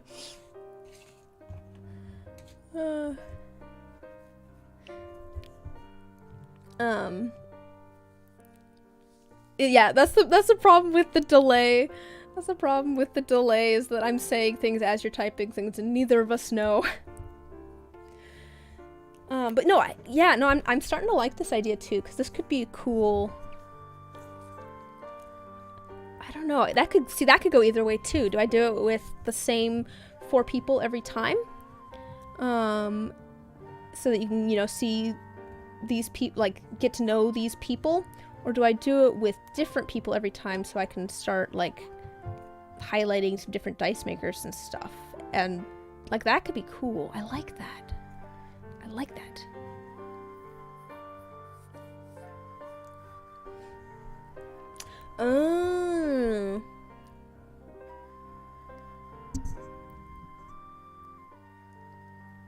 There's a YouTuber in UK who does, so I saw your each season have different people. I like that. That could be cool too. There's a YouTuber in UK who does a seasonal collab and just invites as many people who want to join in as possible, then posts all their socials with the hashtag. To be fair, this could be one of those things where I make the video and then say, if you want to make a set of dice that follow this prompt too, tag me in it on social media.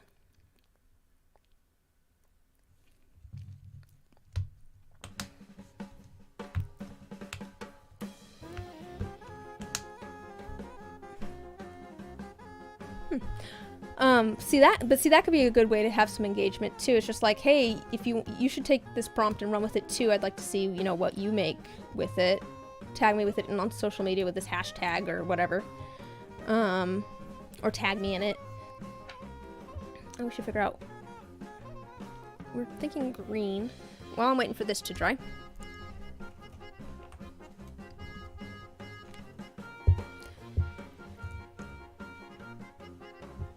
Yeah, exactly. You guys were saying green. I have like a teal. That could be pretty. Ooh, I could do... What about this one?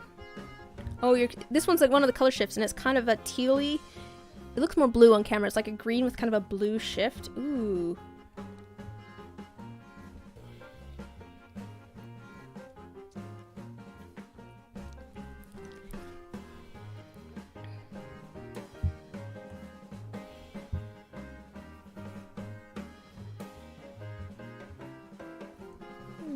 I kind of like this one. I kind of like this one, guys. Still thinking shimmery pastel because of the darker colors in the dye. I mean, I could also go the other direction and do a really dark color. Yeah, I like the turquoise.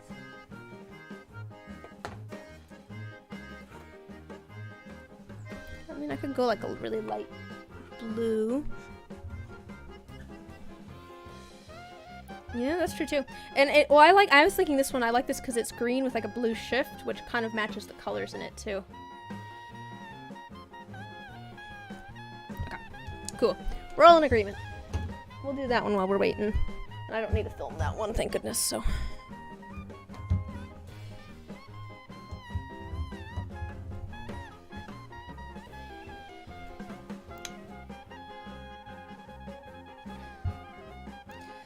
We'll see how well this goes. I sanded this one matte, so it's not shiny, so you can kind of see.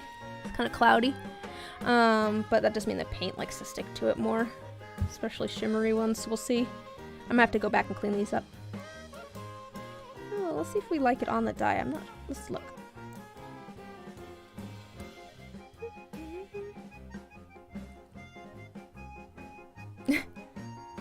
Speaking of color shift paints.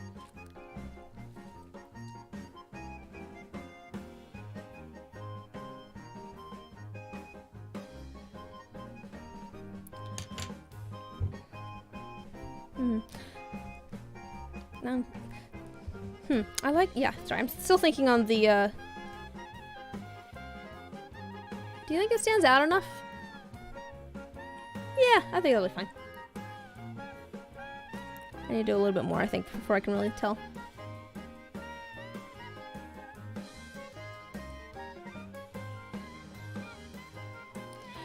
Yeah. Oh, yeah. Sometimes it's hard.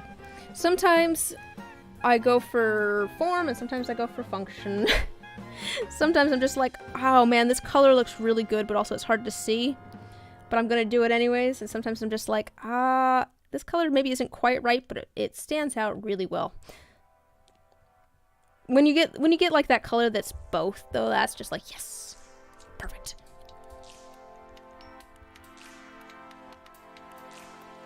I think this one stands out enough. It's legible.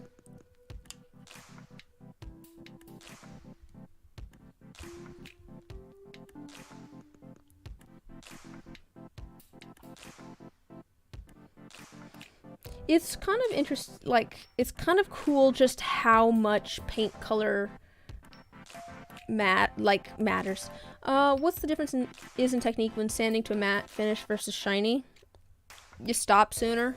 Yeah, it's literally I've just sanded this and I haven't polished it. I got to, I think I did the 2000 grit on the 3M sandpapers. I tried the 3000 and it was too shiny.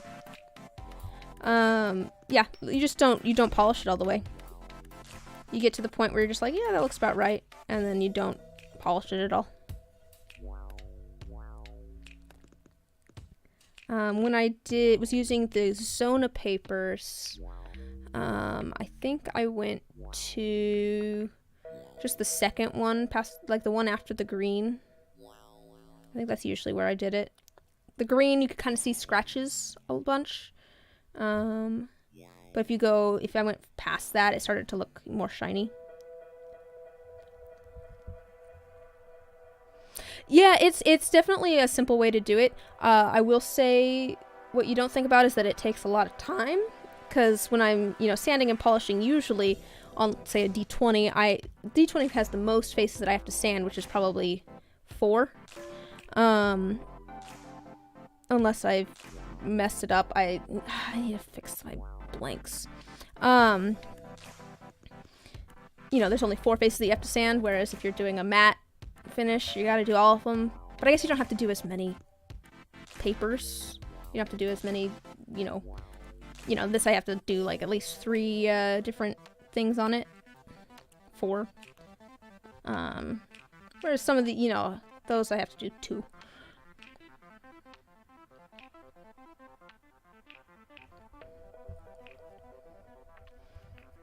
But yeah, surprisingly simple. Takes some time to make things matte. This is starting to get a little bit shiny too, I think, just from the oils from my fingers. So I might need to wipe them down after too.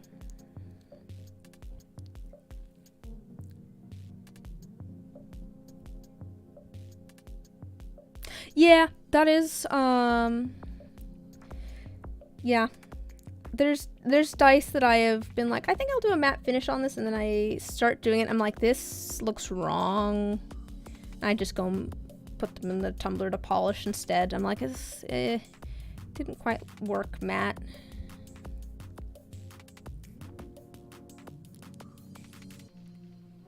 What kind of makes them look kind of cloudy? So if you want kind of a cloudy effect, I oversanded this one a little bit too. Yeah, you can see my poor sanding job on here. I sanded off part of the one.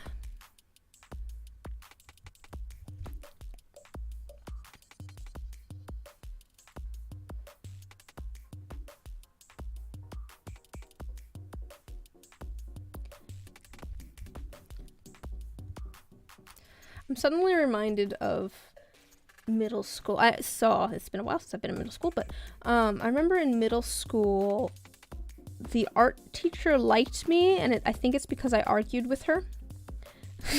Which maybe sounds weird, but there was at least a couple of times where she, you know, would give a critique to one of the students and say that it looked unfinished, and I was like, maybe that's how they want it.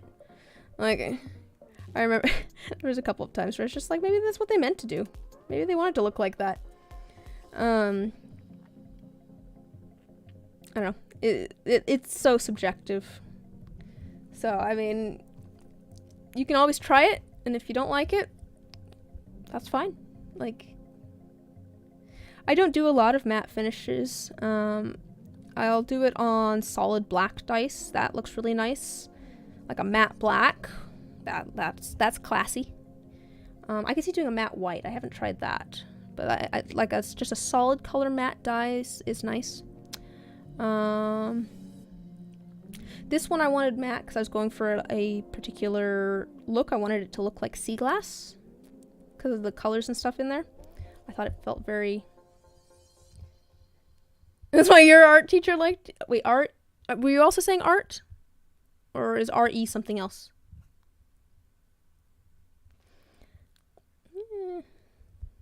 I need to clean off these faces a little bit.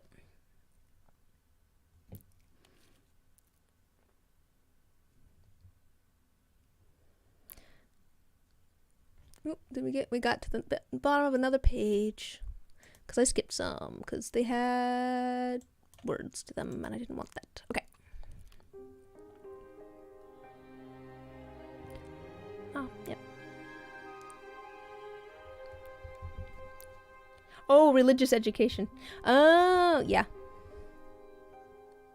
I feel like that's another one where it's good to have a conversation, not just listening. That's cool.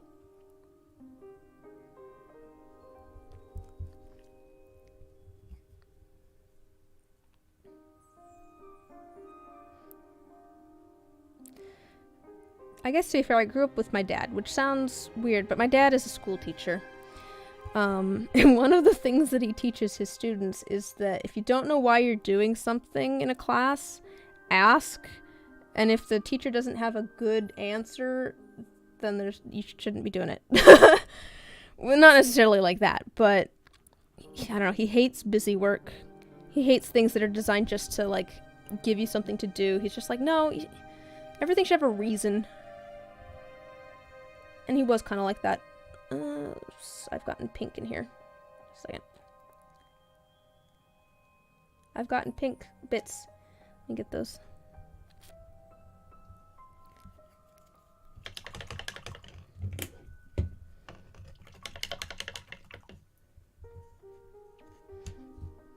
There we go. Yeah, I think that works. Let me see if I can focus. Nope, that's not right. There we go. It's a little bit shiny because of all the oils from my hands, and there's some sparkles on there probably that I'll need to clean off, but I think the blue works.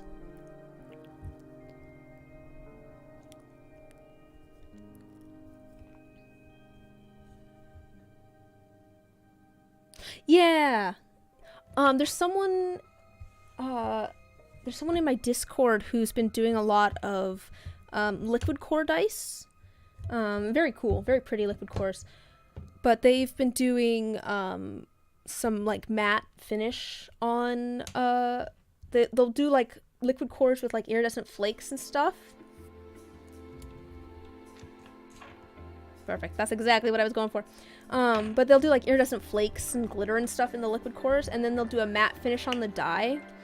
And so you get like these like bright glints of this iridescent flakes and stuff through the kind of, you know, through the kind of cloudy outside of the die.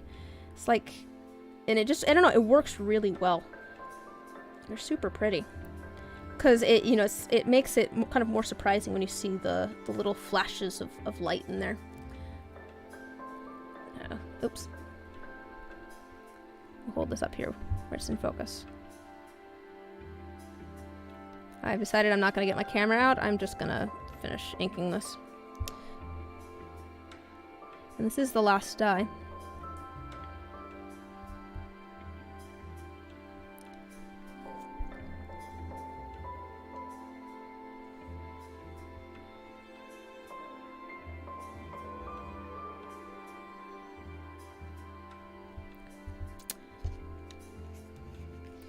Alright, we can go. Let me wipe this off. Oh, thanks! Yeah, I saw other people with D2s, and I was like, oh, that's really cool, having like a little thing to put your logo on. And so I went and looked at like the options from the place that I got in my masters, and they had D2s.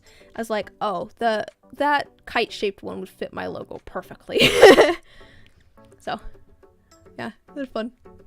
Just a little extra thing. Anyways, here's these dice. It looks more red on camera. It is like a purplish pink. It's a magenta kind of color. Oh, I should put these closer. And actually, I think it makes the black stand out more. If I had done like just the gold, I feel like it would have covered up the black maybe a bit with all the gold in there. And if I'd done black, you wouldn't notice that there was black in the dice. So I think this worked out really well. I got my masters from Revel Broker. They have a slightly different model now. They used to sell on Etsy. Now they sell everything through their Patreon. I'll be honest, I just joined at the $1 tier. I just joined them at the $1 tier, and that gave me access to their shop. I just got some new masters through them, but you have to be part of their Patreon to buy stuff from them. Here's this set. This is the first set that we did. Oops. This has kind of like shimmery. My goal with these is to make like grandma's curtains or grandma's couch or something. I don't know. I'm going for a very grandmother sort of vibe. We've got plants and florals, and then we've got some like kind of soft pastel-y, kind of muted pastel-y shimmery colors in there. So there's those. Bloop. And then this set, which we inked in a gold, and this set has a lot of variation in it. As we were talking about earlier, there's, that's like almost all black. Goes a little bit of that blue. So something that I have seen people do is they make, and I did this with my most recent masters, they will make a mold of their unsanded masters and before sanding them, and that way if they mess them up, they can pour a new set of masters in those molds. I thought that was a really, really smart way to do it. Ugh. I'll leave the thing there for a second. Anyways, these are we've got our first three sets of dice all inked. What are we doing next week? Oh, let me fix the focus on this. Ugh. I'm manually focusing things. There we go. Let me see what we're doing next week. With my calendar. Oh, I'm gonna pour resin next week on stream. I actually have some plans, so that works out. Yeah, so I think I'm gonna wrap things up for today. I will be back next Saturday, same time, noon PST. That's why you've Matt dice a lot. I mean, fair.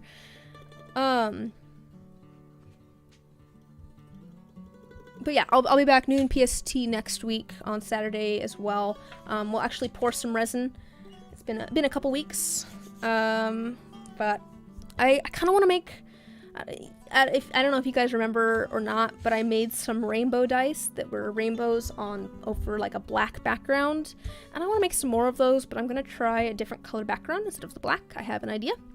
So we're gonna try that next weekend, and then probably we will pour some more of the Empire's SMP dice that I'm working on pouring this month.